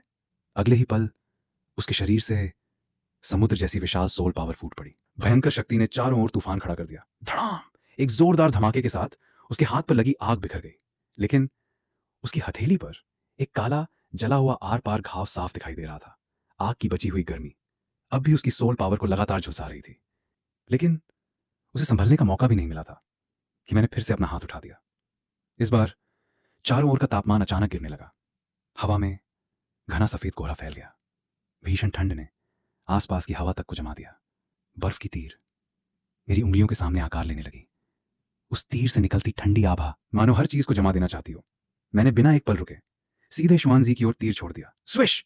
बर्फ का तीर बिजली की गति से उसके शरीर तक पहुंच गया। धड़ाम! भयंकर ठंडी शक्ति उसके पूरे शरीर में फैल गई। क्षण भर में उसकी सोल पावर तक जमने लगी। कड़क कड़क कड़क बर्फ की परतें कुछ ही सांसों में पूरा शुआनजी एक विशाल बर्फ की मूर्ति में बदल चुका था। बर्फ की उस परत के भीतर शुआनजी की चेतना पूरी तरह जाग रही थी, लेकिन उसके मन में भयंकर तूफान उठ चुका था। Ultimate ice! इतनी शुद्ध, इतनी निर्मल अल्टीमेट आइस एट्रीब्यूट! कुछ ही क्षण पहले मेरे शरीर से निकली काली शक्ति अल्टीमेट डार्कनेस थी। उससे पहले आग का तीर लगभग अल्टीमेट फायर के स्तर तक पहुंच चुका था। बाहर खड़ी निंग टियान और वू फेंग पूरी तरह स्तब्ध रह गईं। दोनों की आंखें पूरी तरह फैल चुकी थीं। वे बस बर्फ में जमे हुए शुआनजी को देखती रह गईं। उनका दिमाग बिल्कुल सुन्न हो चुका था। उधर बर्फ के भीतर कैद शुआनजी की आंखों में मौजूद हैरानी, उसके शरीर के भीतर असीमित सोल पावर पागलों की तरह उमड़ने लगी। भयानक ऊर्जा ने पूरे शरीर में जोरदार विस्फोट कर दिया। धड़ाम! जमी हुई मोटी बर्फ टुकड़ों में टूटकर चारों ओर बिखर गई। अनगिनत बर्फ के कण हवा में उड़ने लगे। शुआनजी धीरे धीरे आगे बढ़ा। उसने अपने शरीर पर जमी बची हुई ठंड को सोल पावर से पूरी तरह मिटा दिया, लेकिन उसकी हथेली पर मौजूद आग से जला हुआ काला घाव अब भी साफ दिखाई दे रहा था। उसकी नजर फिर से मुझ पर टिक गई। इस बार उसकी आंखों में पहले जैसा हल्कापन बिल्कुल नहीं था। वो मुझे ध्यान से देखते हुए मन ही मन बोला, एक ही शरीर में अल्टीमेट डार्कनेस, अल्टीमेट आइस और लगभग अल्टीमेट फायर, ऐसी प्रतिभा मैंने आज तक कभी नहीं देखी। उसने मन ही मन निर्णय ले लिया, इतना अद्भुत प्रतिभाशाली लड़का किसी भी हाल में बाहर नहीं रहना चाहिए। जेंग टियान एकेडमी उसके लिए बहुत छोटी जगह है, वहां उसकी प्रतिभा पूरी तरह नष्ट हो जाएगी। जैसे ही शुआनजी आगे बढ़ने वाला था, अचानक रात की खामोशी को चीरती हुई एक बूढ़ी और गंभीर आवाज गूंज उठी। बस बहुत हुआ शुआनजी! यह आवाज सुनते ही मैं समझ गया था कि आने वाला कौन है। म्यूएन! इस समय म्यूएन ने पहले मेरी ओर गहरी नजर से देखा, फिर उसने शुआनजी की तरफ मुड़कर कड़े स्वर में कहा, शुआनजाई, तुम एक सुपर डुलियो हो और फिर भी सिर्फ 14 साल के एक बच्चे के साथ सचमुच लड़ने लगे। शुआनजी ने अपनी मुट्ठियां कस लीं। उसका चेहरा बार बार बदल रहा था। आखिरकार उसने अपने मन का सारा गुस्सा दबा लिया, सिर झुका लिया और एक शब्द भी नहीं बोला। पूरी गली का माहौल बेहद भारी हो गया। म्यूएन ने शांत नजर से सिर झुकाए खड़े शुआनजी की ओर देखा। कुछ क्षण बाद उन्होंने उसे और कुछ नहीं कहा। फिर उन्होंने धीरे धीरे अपना ध्यान मेरी ओर मोड़ा। शाम की ठंडी हवा धीरे धीरे हमारे कपड़ों को छू रही थी। मैं श्रेक एकेडमी के सबसे बड़े व्यक्ति के सामने भी बिल्कुल शांत खड़ा था।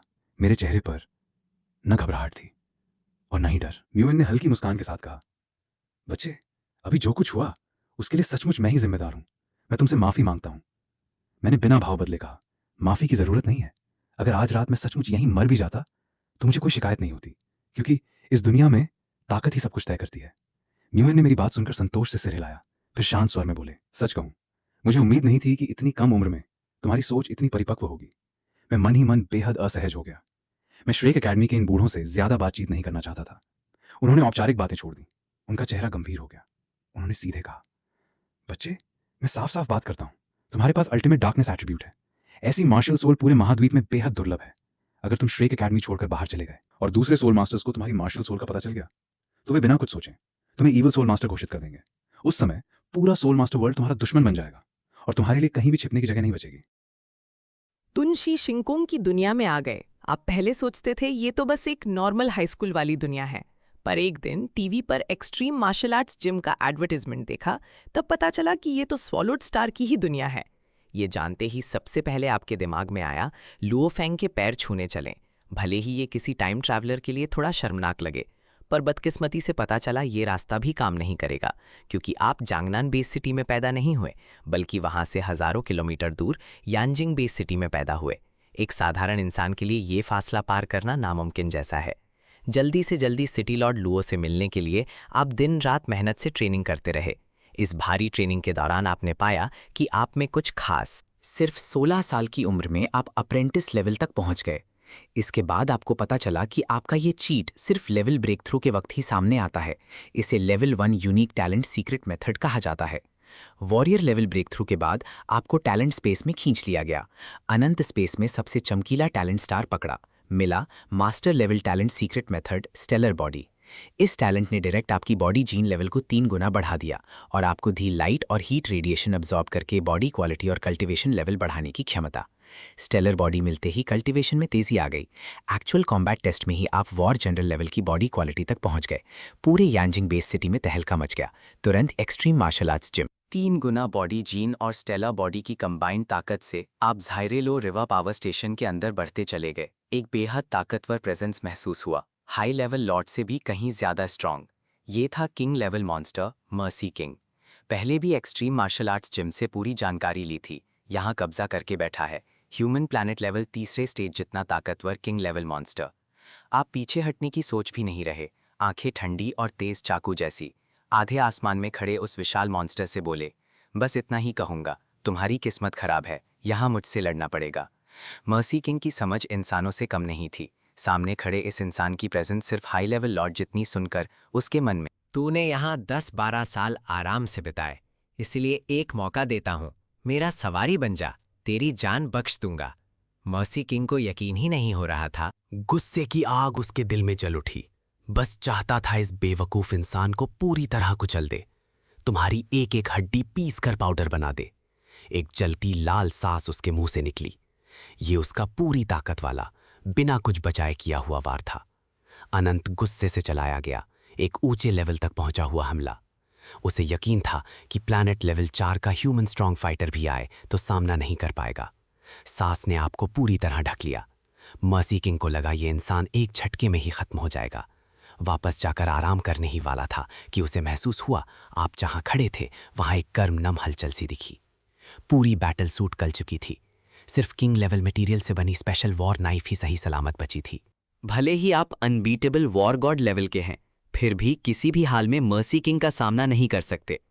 आप एक रिस्क ले रहे थे। मर्सी किंग सालों से सांस वाले हमले पर निर्भर था। उसे ये अपनी सबसे स्ट्रांग स्किल मानने की आदत हो चुकी थी। मर्सी किंग ने फिर से लाल सांस छोड़ी, पर सन स्टेट हमेशा के लिए ताकत नहीं दे सकती। आप ज्यादा सीधे टकराने की हिम्मत नहीं कर सके। पैर से एक जोर की चोट मारी, जिससे नीचे 10 मीटर तक जमीन टूट गई, पावर स्टेशन के अंदर की तरफ जाते हुए। पहले मर्सी किंग की जो सांस आप पर पड़ी थी, वो यूजेबल एनर्जी में बदलकर आपकी फाइटिंग पावर को 10 गुना बढ़ा चुकी थी। आपकी मूवमेंट स्पीड अब planet level 2nd stage warrior से कम नहीं थी। मर्सी किंग का विशाल बॉडी और आपकी एजिलिटी के बीच बहुत बड़ा गैप था। हर बार सांस और पूंछ का वार आप आसानी से टाल देते, बिना किसी रुकावट के पावर स्टेशन के अंदर घुसते चले गए।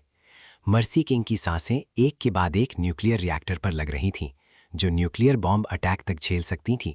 वो सुरक्षा लेयर इस सांस के आगे टॉफी जैसी नरम पड़ गई। जगह जगह सुरक्षा। आपकी बॉडी की हर एक सेल ग्रीडीली लाइट और हीट रेडिएशन अब्सॉर्ब कर रही थी। हर पल नई ताकत पैदा हो रही थी। आखिर बॉडी के अंदर एक जोरदार धमाका हुआ।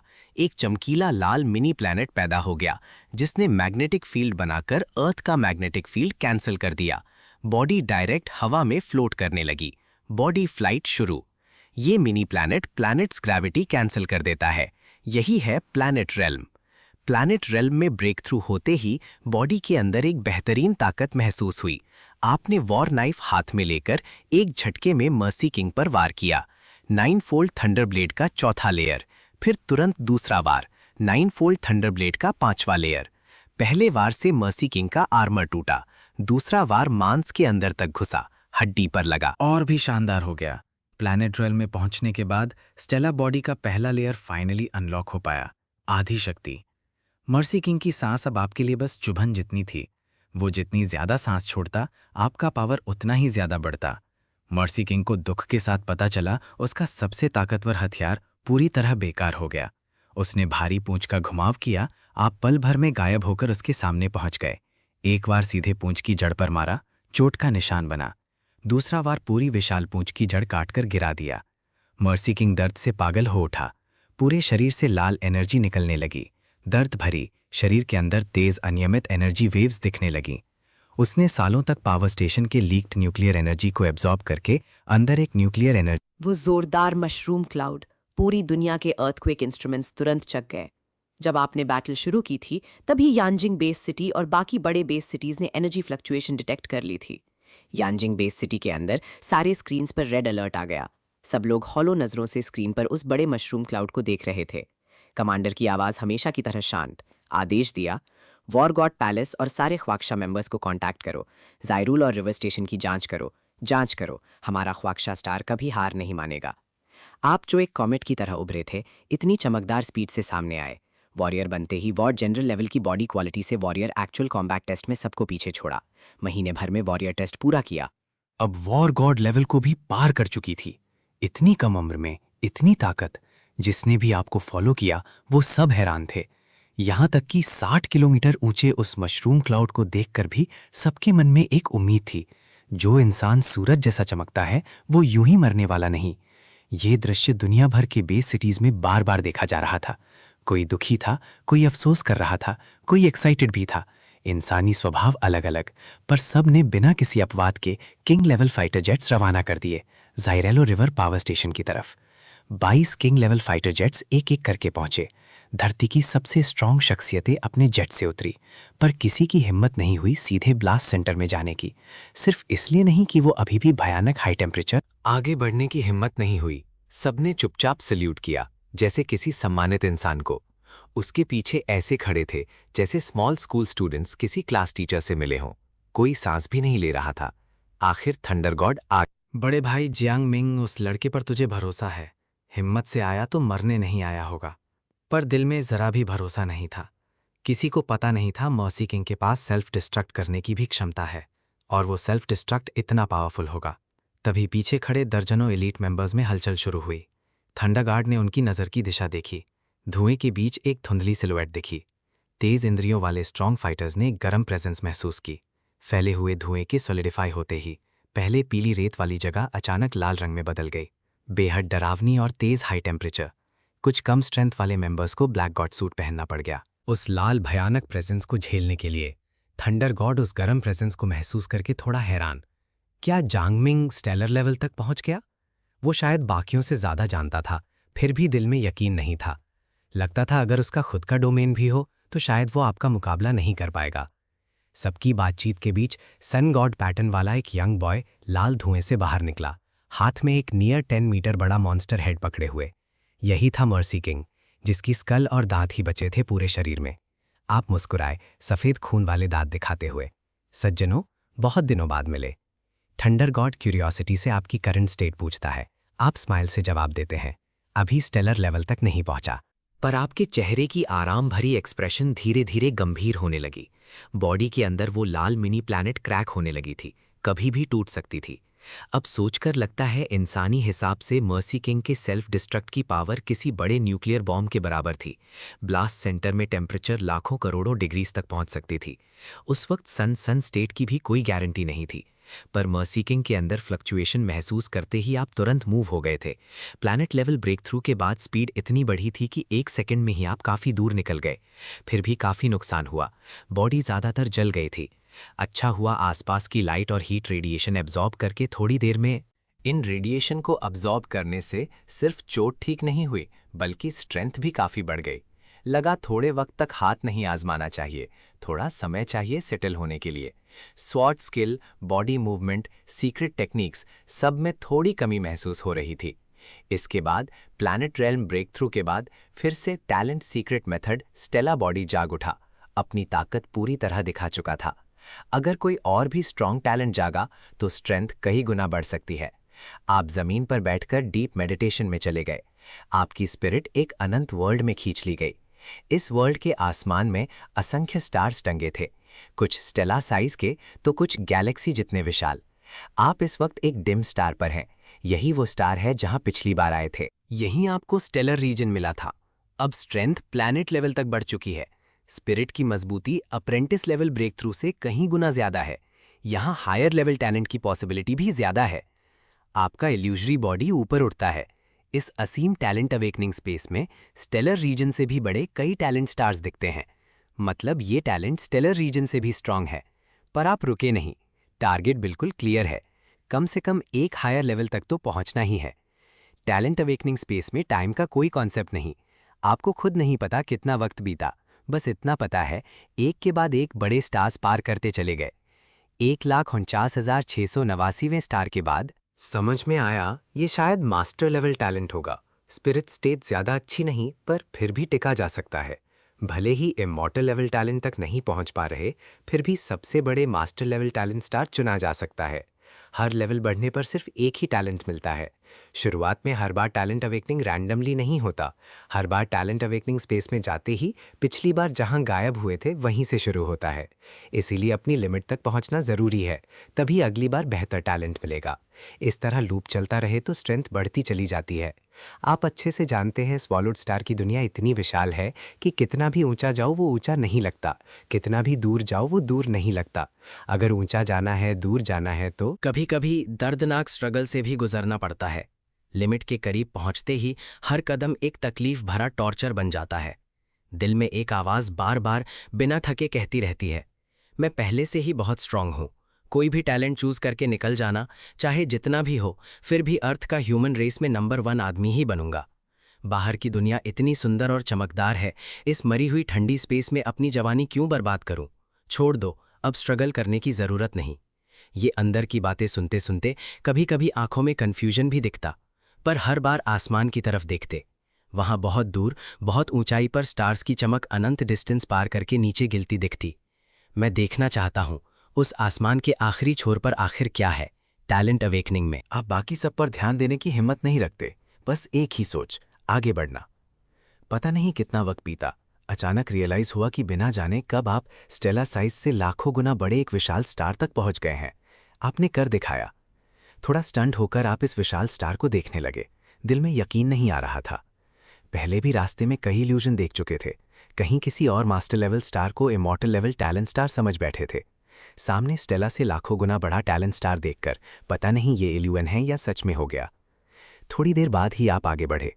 मैंने सच में कर दिखाया। टैलेंट स्टार की सरफेस पर पैर रखते ही आपने एक आकड़ी हुई मुस्कान दी। इस वक्त आपकी विल पावर टूटने के कगार पर थी। भले ही आखिरकार अपने गोल तक पहुंचे, फिर भी दिल में कोई ज्यादा उथल पुथल नहीं। हाथ स्टार की सरफेस पर रखा, एक चमक चमकी, आपकी कॉन्शियसनेस वापस रियल वर्ल्ड में लौटी। हुफ, वापस आ गया, वापस रियल वर्ल्ड में। पहले टूटने के कगार पर पहुंची विल पावर तेजी से रिकवर होने लगी। कुछ सेकंड बीत गए, टैलेंट अवेकनिंग स्पेस और बाहरी दुनिया के टाइम फ्लो का हिसाब लगाया। टैलेंट अवेकनिंग स्पेस में बाहरी दुनिया का टाइम पूरी तरह ठहरा हुआ नहीं होता।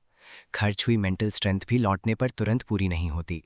इसीलिए पहले कभी ब्रेक थ्रू के तुरंत बाद अवेकनिंग स्पेस में जाने का प्लान नहीं बनाया था। पर ये सब अभी देखते हैं मेरा नया टैलेंट। उम्मीद है निराश नहीं करेगा, आपने मन ही मन कहा। सेम लेवल के टैलेंट्स में भी बहुत बड़ा फर्क होता है। रैंडमनेस बहुत ज्यादा है। कुछ टैलेंट लेवल कम हो पर इफेक्ट बेहद जबरदस्त, यहां तक कि यूनिवर्स के स्ट्रॉन्गेस्ट भी जेलस हो जाएं। कुछ लेवल बहुत ऊंचा पर इफेक्ट बहुत साधारण। तभी आपके शरीर से एक फ्लेम बिना वजह उठी।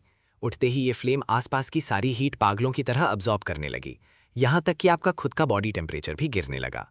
सन स्टेट के अंदर स्टोर्ड एनर्जी भी लगातार उसमें बहती चली गई। ये फ्लेम देखते ही आपको समझ आ गया इस नए टैलेंट की असलियत। Immortal talent fire God clone. एक जीन मल्टीप्लायर 100 गुना वाला फायर गॉड क्लोन बनता है, जिसके पास बेहद ऊंचा फायर लॉ और स्पेस। ये तो सीधा मतलब है, अब आपके पास इमॉर्टल लेवल का एंट्री टिकट आ चुका है। बस समय काफी हो तो पक्के तौर पर इमॉर्टल में स्टेप रख सकते हैं। सच में इमॉर्टल लेवल टैलेंट है ये। आप मन में पागलों जैसे हंस पड़े। इमॉर्टल स्ट्रांग बनना मतलब जीवन असीमित। जब तक प्राइमोर्डियल यूनिवर्स खत्म ना हो, आपको कभी लाइफ स्पैन की चिंता नहीं। इसी वक्त शरीर में फिर बदलाव, वो जाना पहचाना टच फिर से महसूस हुआ। दिल में समझ गए, जीन लेवल बढ़ गया। बॉडी के अंदर हर तरफ बढ़ती ताकत महसूस करते हुए आपने जल्दी कंफर्म किया। इस बार 30 गुना बॉडी जीन लेवल हुआ। जीन मल्टीप्लायर अचानक बढ़ने से आपकी गंभीर चोटें भी काफ़ी हद तक ठीक हो गईं। 33 गुना बॉडी जीन। भले टैलेंट सीक्रेट मेथड का सहारा ना भी लें, फिर भी आप अर्थ के नंबर 1 इंसान ठहरे। पर ये फायर, इसे अडल्ट साइज तक बढ़ना होगा, तभी पूरी तरह जन्म ले पाएगा। अभी की स्पीड से देखा जाए तो सैकड़ों सालों में ही जन्म पूरा हो पाएगा। आपने फ्लेम के ग्रोथ स्पीड का अंदाजा लगाया, क्या ये एनर्जी की कमी है? आपने मन में सोचा। अर्थ जैसे एनवायरनमेंट में जहां एक यूनिवर्स लेवल एग्जिस्टेंस कुछ 100 सालों में जन्म ले ले, ये तो पहले से ही अमेजिंग स्पीड है। बाकी लोग इसे एक्सेप्ट कर लेते, पर आपके लिए ये बहुत लंबा है। यही सोचते हुए आप उठे, आसमान में उस चमकदार स्टार की तरफ देखा। लगता है कोई ऐसा स्पेसशिप चाहिए जो सूरज के करीब जा सके। असल में आपके दिमाग में ये आइडिया पहले से था। स्टेलर रीजन के लिए सबसे अच्छा ग्रोथ एनवायरनमेंट है खुद स्टेलर के अंदर। वहाँ रहकर कल्टीवेशन स्पीड बहुत तेज होगी, शायद 10,000 साल में ही मास्टर लेवल तक पहुँच जाए। पहले स्ट्रेंथ कम थी, अप्रेंटिस लेवल में स्टेलर पर लैंड करने की सोच भी बेवकूफ़ी थी, पर अब प्लैनेट लेवल में ये असंभव नहीं। स्टेलर का टेम्परेचर अब आपको मुश्किल नहीं देता, बस एक ही परेशानी है, कोई स्पेसक्राफ्ट चाहिए जो स्टेलर के करीब जा सके। मैनेजर से कांटेक्ट करते हैं, शायद उसके पास कोई तरीका हो। आप उड़ान भरते हुए सीधे आसमान की ओर गए। क्लाउड लेयर से एक किंग लेवल फाइटर जेट दिखा। पिछली फाइट में आपका पूरा शरीर किंग लेवल मटेरियल वाला वॉर नाइफ तक जल चुका था, कम्युनिकेटर भी उसी में गया। अच्छी बात यह कि किंग लेवल मटेरियल। आप फाइटर जेट में घुसे, पहले चेंजिंग रूम जाकर एक गोल्ड रेड बैटल सूट पहनी, फिर कॉकपिट में जाकर मुझे मैनेजर से कांटेक्ट कराओ। कम्युनिकेशन जल्दी कनेक्ट हो गया। रेड की इमेज आपके सामने आई। मैनेजर कुछ काम था, रेड थोड़ा क्यूरियस था। दोनों अलग हुए ज़्यादा टाइम नहीं हुआ था, बस गॉसिप के लिए नहीं। मैनेजर को शायद मेरी एबिलिटी का पहले से अंदाज़ा होगा। आपने सीधे बात कही, तुम्हारी और मर्सी किंग की लड़ाई देख चुका हूँ, बेवकूफ़ नहीं जो नहीं समझ सके। स्टेला बॉडी का इशारा, बस डिटेल्स अलग अलग है। हाँ, थोड़ा अंदाज़ा तो है, आपने बिना छुपाए मेंटेन करते हुए कहा। सच बताऊं तो मेरी एबिलिटी है लाइट हीट अब्सॉर्ब करके स्ट्रेंथ बढ़ाना। आपने सीधी बात कही। रेड को इससे कोई हैरानी नहीं हुई, ये तो पहले से जाहिर था। रेड सीधा बैठ गया। तुम कहो, मैं चाहता हूँ मैनेजर मेरे लिए एक स्पेसशिप ढूंढे जो सन के करीब जा सके। बहुत ज़्यादा करीब जाने की ज़रूरत नहीं, बस थोड़ा ट्रैवल टाइम बचे तो काफ़ी है। जब मैं स्टेलर लेवल ब्रेक थ्रू कर लूँगा तो पूरी दुनिया के मॉन्स्टर्स साफ कर दूंगा, सारे ह्यूमन कॉप्सेस रिकवर करूँगा। ये बात रेड के दिल पर हथौड़े जैसी गिरी। मॉन्स्टर्स साफ करना, कॉप्सेस रिकवर करना, यही तो वो गोल था जो रेड ने अपोकलिप्स की शुरुआत से ही अपनाया था। उसे यकीन था वो खुद एक दिन ये कर पाएगा, पर उसने सोचा नहीं था कि एक जवान लड़का उसके सामने खड़ा होकर कहेगा, छोड़ दो, मुझ पर छोड़ दो। रेड के मन में हलचल हुई, पर उसे कोई शक नहीं था। ठीक है, मुझ पर छोड़ दो। उसकी आवाज़ हमेशा की तरह गंभीर और मजबूत थी। भले पहचान ज़्यादा पुरानी ना हो, पर आपके 16 साल का पूरा जीवन। कम्युनिकेशन कट हो गया, आपने राहत की सांस ली। मैनेजर सच में भरोसेमंद है, अब बस खबर का इंतजार है। एक खूबसूरत और स्टाइलिश विला के गार्डन में आप लाउंज चेयर पर आराम से धूप सेक रहे हैं। मर्सी किंग से फाइट हुए 3 दिन हो गए। रेड को स्पेसशिप तैयार करने में अभी टाइम चाहिए। आप भी जल्दबाजी नहीं करते। सोचा फिलहाल कहीं जाने की जगह नहीं, तो सीधे एलीट ट्रेनिंग कैंप वापस चले गए।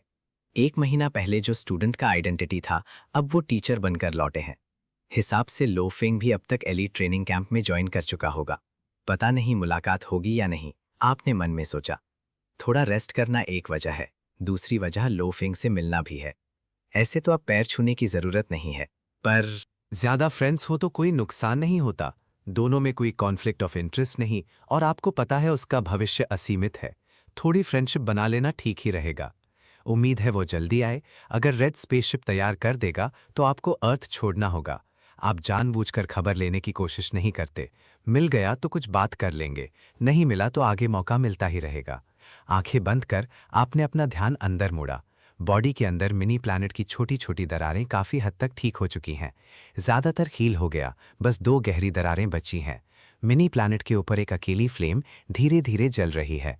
आप ध्यान से इस फायर गॉड क्लोन को रिप्रेजेंट करने वाली फ्लेम को देखते हैं। चाहते हैं इसमें से एक बूंद फायर लॉ का सार निकाल सके, पर काफ़ी वक्त बीत गया। अभी आपके लिए इस फ्लेम का लेवल बहुत ऊंचा है, समझने की कोशिश लगभग बेकार है। खैर, वैसे भी उम्मीद नहीं थी कि जन्म पूरा होने से पहले ही लॉ समझ में आ जाएगा। आपने ये चिंता छोड़ दी, वेपन रैक से वॉर नाइफ उठाई बिना खास टारगेट के। फिलहाल अर्थ पर मिल पाने वाली सीक्रेट मेथड्स बहुत कम है, लगभग कोई भी काम के फोर्स मेथड्स नहीं मिलते। 9 फोल्ड थंडर ब्लेड ही अभी सबसे उपयुक्त चॉइस है। एक बार लगाते ही 9 फोल्ड लेयर बॉडी के अंदर घूम गया, जिससे 7 गुना फोर्स फुली एक्सप्रेस हुई। बॉडी के अंदर की पावर महसूस करते हुए आपको समझ आया, आपका बॉडी टैलेंट प्राइमोर्डियल यूनिवर्स में पूरी ह्यूमन टेरिटरी में सबसे बेहतरीन में गिना जाएगा। सिर्फ अर्थ के लोगों के लिए नहीं, बल्कि पूरे ह्यूमन रेस के लिए उपयुक्त है। 33 गुना जीन लेवल को इमॉर्टल लेवल में भी काफ़ी अमेजिंग माना जाता। इमॉर्टल से पहले तो और भी अविश्वसनीय। ऐसा टैलेंट हो तो लेटे लेटे भी नेचुरल तरीके से मास्टर लेवल टैलेंट तक पहुंचा जा सकता है। टैलेंट इतना बेहिसाब है। मज़ा नहीं आ रहा, थोड़ा बाहर घूमने का मन है। अगर मिनी प्लैनेट पर चोट ना होती तो डीप सी जाकर उन 2 बीस से प्रैक्टिस करने का प्लान था। वो क्या है? लो फेंग साथ चल रहा। हेंग शा, जो एलीट ट्रेनिंग कैंप से अच्छे से परिचित है। लुओ फंग ने ध्यान दिया कि अलग अलग रंग के दर्जनों यंग मैन विमेन एक बड़े स्कल के आसपास इकट्ठा है। लुओ फंग की नज़र देखकर यांग हुई उस बड़े सफ़ेद बोन स्कल को देखता है। एक्सप्रेशन एक पल के लिए बदल जाता है। तुम्हें पता है सबसे तेज वॉरियर से वॉर गॉड तक पहुंचने वाले को कितना टाइम लगा? उसकी आंखों में कोई अजीब सा भाव है, लुओ फंग की तरफ इशारा करते हुए। लुओ फंग थोड़ी देर सोचता है, कोई रिलेटेड मेमोरी नहीं मिलती। कोशिश करते हुए बोलता है, 3 साल, फिर गलत, 2 साल, फिर गलत, 1 साल, फिर भी गलत। यांग हुई उस कल की तरफ देखते हुए थोड़ा खोया हुआ। 2 महीने, 2 महीने में वॉरियर से वॉर गॉड बना, फिर 2 महीने में क्या? लुओ फंग और हैंगशा एक साथ चौंक जाते हैं, चेहरे पर बेवजह। लू फंग बार बार यांग हुई की एक्सप्रेशन देखता है, कंफर्म करना चाहता है कि ये मजाक तो नहीं। मुझे भी यकीन नहीं होता, पर ये सच है। वो शख्स 1 महीने में वॉरियर, 1 महीने में वॉर गॉड और 1 और महीने में वॉर गॉड से भी आगे निकल गया। यांग हुई को ये शौक अच्छे से समझ आता है। भले ही ये खबर वॉर गॉड पैलेस से आई हो, पूरी तरह गलत हो ही नहीं सकती। मर्सी किंग का स्कल भी सामने रखा है, फिर भी वो खुद भी अब तक ये मानने को तैयार नहीं कि क्या ये पॉसिबल है। हैंगशा हाथ हिलाते हुए बोलता है, देखो ये स्कल, ये उसी मॉन्स्टर मर्सी किंग का सिर है जिसे उस शख्स ने वॉर गॉड से आगे बढ़ते वक्त मारा था। यांग हुई स्कल की तरफ इशारा करता है। वो शख्स आखिर है कौन? लू फांग की क्यूरियोसिटी चरम पर पहुंच गई। ऐसा लग रहा था जैसे कोई मिथ सुन रहा हो। वॉर गॉड तो पहले से ही देवता जैसा माना जाता था। एक इनिशियल वॉर गॉड की पावर कम से कम 64 टन्स होती है। स्पीड साउंड के करीब होती है। हाई लेवल वॉर गॉड की पावर 256 टन्स तक पहुंच सकती है। स्पीड साउंड की 2 गुनी। पर यह शख्स सिर्फ 2 महीने में वॉर गॉड बना, 3 महीने में उसे पार कर गया। ये तो रियल लाइफ में होना ही नहीं चाहिए था। उसका नाम है जैंग मिंग। यांग हुई थोड़ा रुककर बोलता है, अभी जैंग मिंग एलीट ट्रेनिंग कैंप में टीचर बनकर आया है, पर वो हर किसी को स्टूडेंट नहीं बनाता। अगर उसका स्टूडेंट बनना है तो एक ही तरीका है, उस मर्सी किंग वाली स्कल के पास जाओ। ग्रीन ईगल ट्रेनिंग कैंप में ऐसा शख्स टीचर है। हेंगशा को लगा उसकी दुनिया का पूरा पर्सपेक्टिव ही बदल गया। बाहर वॉर गॉड इतना ऑनर्ड, इतना पूजा जाता है, यहाँ तो कुछ भी नहीं है। यहाँ तो वॉर गॉड को भी पार करने वाला मौजूद है। सच में बस जैंग मिंग का मूड ऐसा ही है। इतने सारे लोग इसी वजह से यहाँ जमा है ना। अभी पूरे ट्रेनिंग कैंप में कौन नहीं चाहता उसका स्टूडेंट बने। सुना है वो 9 फोल्ड थंडरब्लेड कल्टिवेट करता है। यांग हुई की आवाज़ में एडमिरेशन साफ थी। ऐसे एब्सोल्यूट लेजेंडरी पर्सन का करीबी डिसाइपल बनना भी बहुत बड़ी अपॉर्चुनिटी है। बस उस कल के सामने चले जाओ। लो फिंग में भी थोड़ी उत्तेजना भराई। वॉर गॉड को पार करने वाला एग्जिस्टेंस है। यांग हुई ने उसकी सोच पहचान ली। तुरंत दोनों को लेकर वहां चल दिया। पास आते ही लुओ फेन को एक बेहद तीखी गर्मी महसूस हुई। साथ ही मर्सी किंग के स्कल से निकलती हिंसक, दबंग ऑरा भी उसकी तरफ आई। उस पल उसे लगा जैसे ये स्कल जिंदा हो। उस ऑरा से दबकर लुओ फेन के माथे पर ठंडा पसीना टपकने लगा। कपड़े भी भीग गए। अभी तुम्हारी स्ट्रेंथ बहुत कम है, ज्यादा पास मत जाओ। पीछे से एक आवाज आई। तुरंत किसी ने उसे खींचकर थोड़ा पीछे कर दिया। हुफ, बहुत शुक्रिया। लुओ फेन उस दबाव से बाहर आकर तुरंत शुक्रिया कहता है। शुक्रिया की जरूरत नहीं, तुम अपनी विल पावर से इसे दबाने की कोशिश कर सकते हो। ये पहले ही मर चुका है। इसकी ऑरा हर दिन कमजोर होगी और तुम हर दिन स्ट्रांग बनोगे। उस इंसान ने सजेशन दी। लुओ फेंग को ये बात सही लगी। थॉटफुल हो गया। सिर उठाकर शुक्रिया कहने ही वाला था कि वो इंसान गायब हो चुका था। अभी वो कहाँ गया? सुनते ही बगल में खड़ा यांग हुई भूत देखे जैसा उसे देखता है। तुम्हें पता है अभी अभी तुमसे कौन बात कर रहा था? किस्मत वाले निकले तुम। वो जैंग मिंग था। वो इंसान जैंग मिंग था। लुओ फेंग को यकीन ही नहीं हो रहा था कि अभी जिस पर चर्चा हो रही थी वो अगले ही पल सामने प्रकट हो गया। यांग हुई की आंखों में एनवी साफ छलक रही थी। अच्छे से याद रख जैंग मिंग टीचर की गाइडेंस। यहाँ इतने सारे लोगों में से जैंग मिंग टीचर ने सिर्फ तुझे गाइडेंस दी। यांग हुई को खुद नहीं पता लुओ फेंग की किस्मत कैसे इतनी अच्छी निकली। अभी फॉर्मल तौर पर एलाइड ट्रेनिंग कैंप ज्वाइन भी नहीं किया। जरूर याद रखूंगा। लुओफेंग सिर हिलाता है। भले शुरुआत थोड़ी अचानक हुई हो, पर ऐसे बड़े इंसान से गाइडेंस मिलना अच्छी बात ही है। आखिर ऐसे बड़े इंसान से मजाक नहीं किया जा सकता। लगता है आज लुओफेंग का एलीट ट्रेनिंग कैंप में पहला दिन ठीक इसी वक्त आया। यही तो है चोजन वन की लक।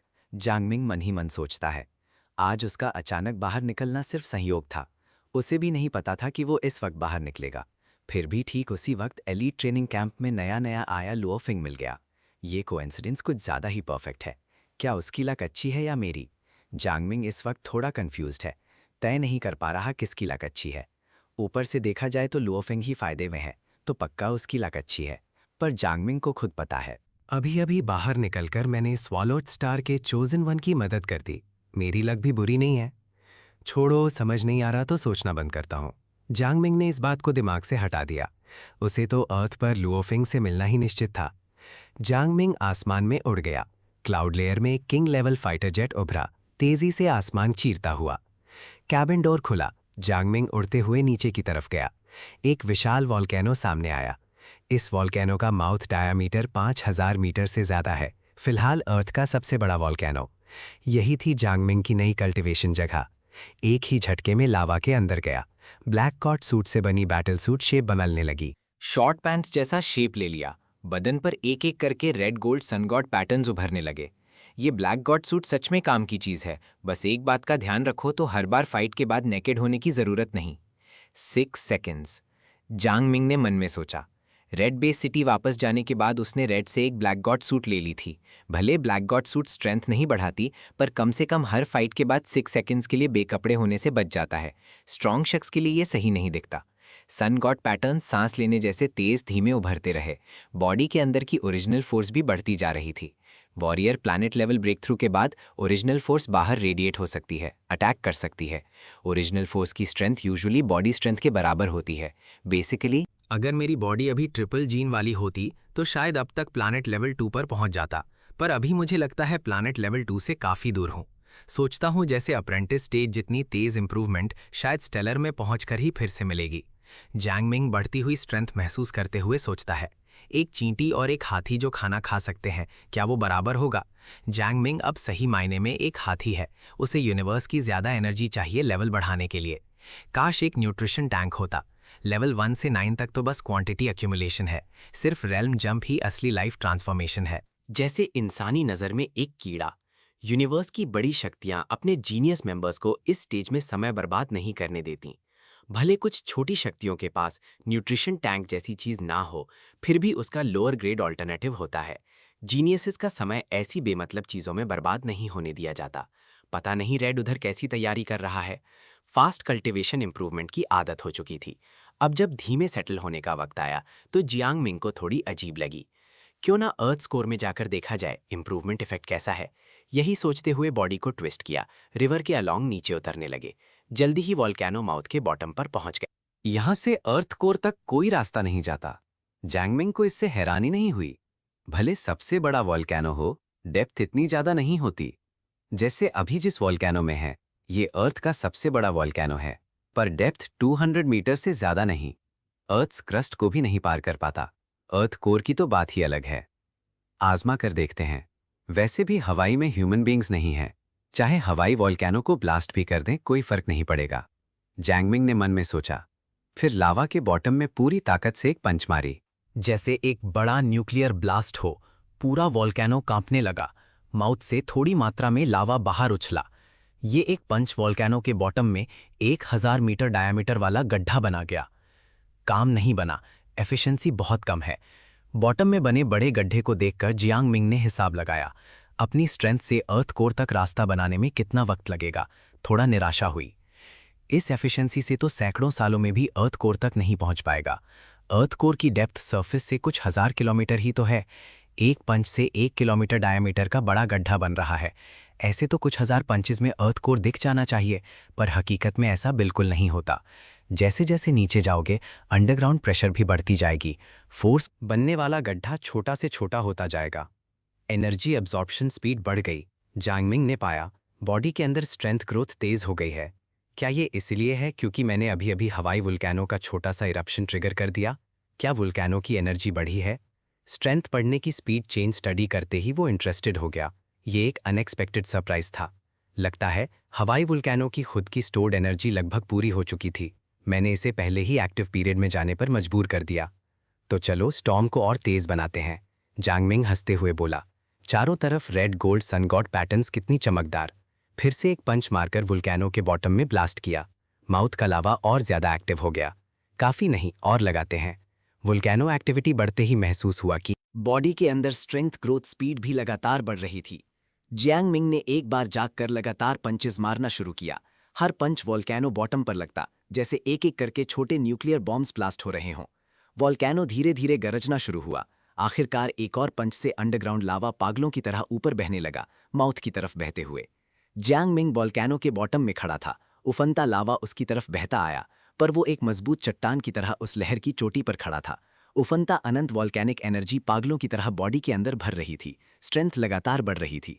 मजा आ रहा है, मजा आ रहा है।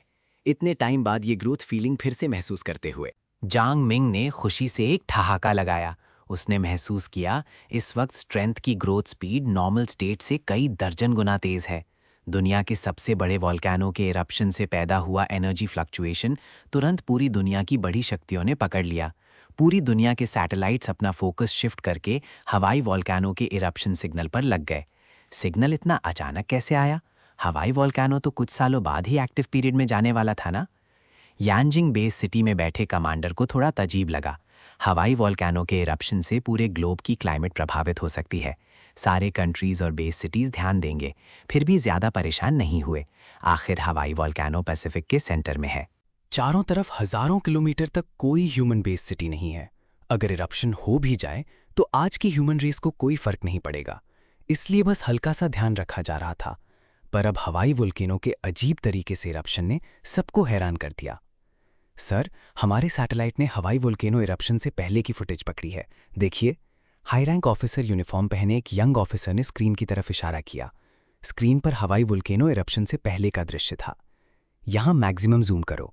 कमांडर की प्लैनेट लेवल स्ट्रेंथ ने तेजी से एक अजीब सा छोटा डॉट ढूंढ निकाला। स्क्रीन तेजी से जूम हुआ। एक यंग मैन की सिलुएट स्क्रीन पर आई। ये सिलुएट देखते ही कमांड रूम में मौजूद सब चौंक कर चीख उठे। ये तो जांग मिंग है। जांग मिंग को स्क्रीन पर देखते ही कमांडर का चेहरा भी थोड़ा भावुक हो गया। जांग मिंग के हवाई वॉल्केनो में घुसने के बाद वॉल्केनो में जो फ्लक्चुएशन आई है वो पता लगाओ। कमांड रूम के स्टाफ तुरंत काम में जुट गए। थोड़ी देर में स्क्रीन पर विंड वैल्यू फ्लक्चुएशन डेटा आने लगा। इस डेटा को देखते ही कमांडर का चेहरा तनावग्रस्त हो गया। बाकी स्टाफ भी हैरान। ये कैसे पॉसिबल है? ये फ्लक्चुएशन किस बड़े देश के बेस ने हवाई वॉल्केनो पर सैकड़ों न्यूक्लियर सिग्नल्स डालकर किया? विंड वैल्यू फ्लक्चुएशन का सेंटर वॉल्केनो बॉटम में था। वहां तो बहुत ज्यादा वॉल्केनिक लावा बफर के रूप में है। फिर इतना ज्यादा विंड वैल्यू कैसे हो सकता है? क्या सब कुछ एरर है? कमांड रूम के मेंबर्स हर एक एक्सपीरियंस्ड एलीट ऑफिसर, सभी बैटल हार्डन्ड और एलीट ऑफिसर्स थे। पर अभी हवाई वोल्केनो के डेटा को देखकर सबका कंपोजर बिगड़ने लगा। सब ध्यान से देखो, हवाई वोल्केनो ने इरप्शन रोक दिया है, रियल टाइम मॉनिटरिंग करने वाले ऑफिसर ने चिल्लाकर कहा। स्क्रीन पर रियल टाइम फुटेज आने लगी। इस वक्त हवाई वोल्केनो फ्रेश इरप्शन नहीं कर रहा। ऊपर मोटी वोल्केनिक ऐश छाई हुई थी। वहां जो माउथ अचानक फटा था, वहां अब भी लावा उबल गुड़गुड़ा रहा था। कमांडर को अचानक कुछ नजर आया। यही है, इसे जूम करो। स्क्रीन तुरंत बड़ी हो गई। एक यंग मैन दिखा। बॉडी पर चारों तरफ red gold sun god patterns, उबलते लावा में लेटा हुआ। सच में जांग मिंग। कमांड रूम एक झटके में भड़क उठा। हवाई वॉल्केनो इरप्शन से रिलीज हुई एनर्जी कम से कम कुछ करोड़ न्यूक्लियर बॉम्ब्स जितनी थी, और साथ में जो लावा निकला वो अलग लेवल पर था। इतनी भयानक नेचुरल डिजास्टर में कोई इतने आराम से नहा रहा है? हाँ, आराम से। कमांड रूम के ऑफिसर्स ने साफ देखा। जांग मिंग की आंखें आधी बंद थीं, जैसे हॉट स्प्रिंग में बड़ी मजे से रिलैक्स कर रहा हो। हवाई वोल्केनो इरप्शन से पहले पैदा हुए विंड फ्लक्चुएशन को याद करके सबके मन में एक ही सवाल था, जांग मिंग की स्ट्रेंथ आखिर किस लेवल तक पहुंच चुकी है? ये सवाल कमांडर को भी समझ नहीं आ रहा था, पर उसे ना समझने के बावजूद किसी और को पता चल चुका था। सच में अविश्वसनीय। कितना बड़ा टैलेंट। रेड स्क्रीन पर प्रोजेक्टेड फुटेज देखते हुए लावा में नहा रहे जियांग मिंग को देखकर उसे अचानक ऐसा लगा जैसे नया जनरेशन पुराने को पीछे छोड़ रहा है। शायद अर्थ के ह्यूमन रेस का भविष्य इसी शख्स पर टिका है। रेड अपोकलिप्स 17 से ही उभरा था, पूरी दुनिया के सुपर स्ट्रॉन्ग में गिना जाता था। अपोकलिप्स 17 भी कॉमेट जैसे उभरा और अर्थ की नंबर 1 स्ट्रेंथ और पावर बन गया। अगर कोई और होता रेड की जगह, ऐसे सुपर जीनियस जियांग मिंग को देखकर जरूर घबराता, अपनी पोजीशन छीनने से डरता। पर रेड ऐसा नहीं है। अंधेरे यूनिवर्स में अर्थ तो बस एक छोटी सी मोमबत्ती है, जरा सी हवा आए तो बुझ जाए। जियांग मिंग, क्या तुम लाइट बांटने वाले हो? रेड की नज़र स्क्रीन पर उन रेड गोल्ड आंखों पर टिकी थी। दिल में सोचता। उबलते लावा में जियांग मिंग आराम से आंखें आधी बंद किए, विशाल वॉल्केनो एनर्जी को बॉडी में लगातार बहते महसूस कर मजे में डूबा था। बढ़ती हुई स्ट्रेंथ उसे थोड़ा नशा दे रही थी। अफसोस, हवाई वॉल्केनो की स्टोर्ड एनर्जी थोड़ी कम निकली। इतनी जल्दी इरप्शन रुक गया, थोड़ा और होता तो अच्छा था। जियांग मिंग थोड़ा असंतुष्ट, पर बॉडी के अंदर बढ़ी स्ट्रेंथ को महसूस करते हुए थोड़ा कम भी हुआ। कुछ और दिन रुकूं तो प्लैनेट लेवल 2 तक पहुंच जाऊंगा। हवाई वॉल्केनो की स्टोर्ड एनर्जी पूरी तरह निकल चुकी है, पर डाइजेस्ट करने में अभी थोड़ा टाइम लगेगा। ऐसा सोचते हुए उसने धीरे से आंखें बंद कर लीं। समय पलक झपकते बीता। 9 दिन हो गए। ये दुनिया का सबसे बड़ा वॉल्केनो धीरे धीरे ठंडा होने लगा। सालों से उड़ती काली धुआं पूरी तरह छट चुकी थी। ऐसा लगता जैसे पूरी तरह सिंक हो गया। जियांग मिंग ठंडे हो चुके वॉल्केनिक रॉक की सतह से बाहर निकला। अफसोस, पूरी तरह ठंडे हो चुके हवाई वॉल्केनो को देखकर थोड़ा दुखी हुआ, पर फिर भी प्लैनेट लेवल 2 तक पहुंच गया। संतुष्ट हूं। जियांग मिंग को अब हर लेवल बढ़ाने में जितनी एनर्जी चाहिए वो एक एस्ट्रोनॉमिकल नंबर है। हवाई वॉल्केनो की सालों की स्टोर्ड एनर्जी भी उसके लिए बस एक भरपेट खाने जितनी है। वापस चलें, पता नहीं मैनेजर कितनी प्रोग्रेस पर है। बॉडी ऊपर की तरफ उठा।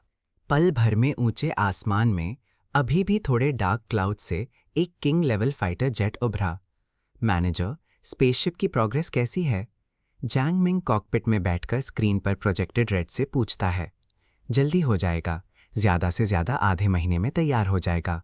अर्थ की सिविलाइजेशन रिकॉर्ड से रेड ने काफ़ी हाथ लगे हैं।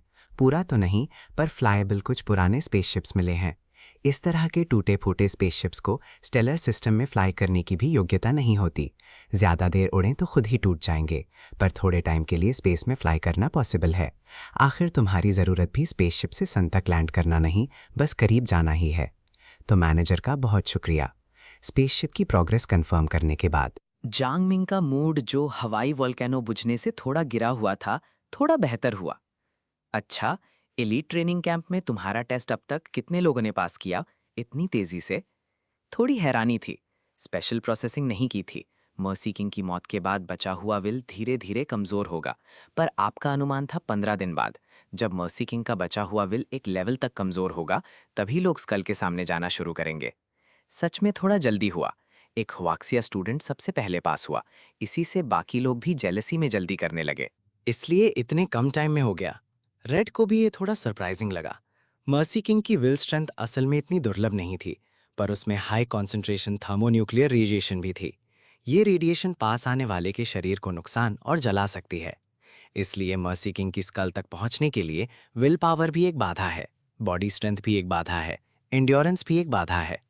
15 दिन रेड की सोच के हिसाब से सबसे फास्टेस्ट स्पीड थी, पर अब लगता है ट्रेनिंग कैंप में किसी ने थोड़ा सरप्राइज दे दिया। ख्वाशिया का है तो अच्छा है। आप संतुष्ट होकर सिर हिलाते हैं, अंदाजा लगाते हैं शायद लुओफिंग होगा। हाँ, रेड भी हल्के से सिर हिलाता है।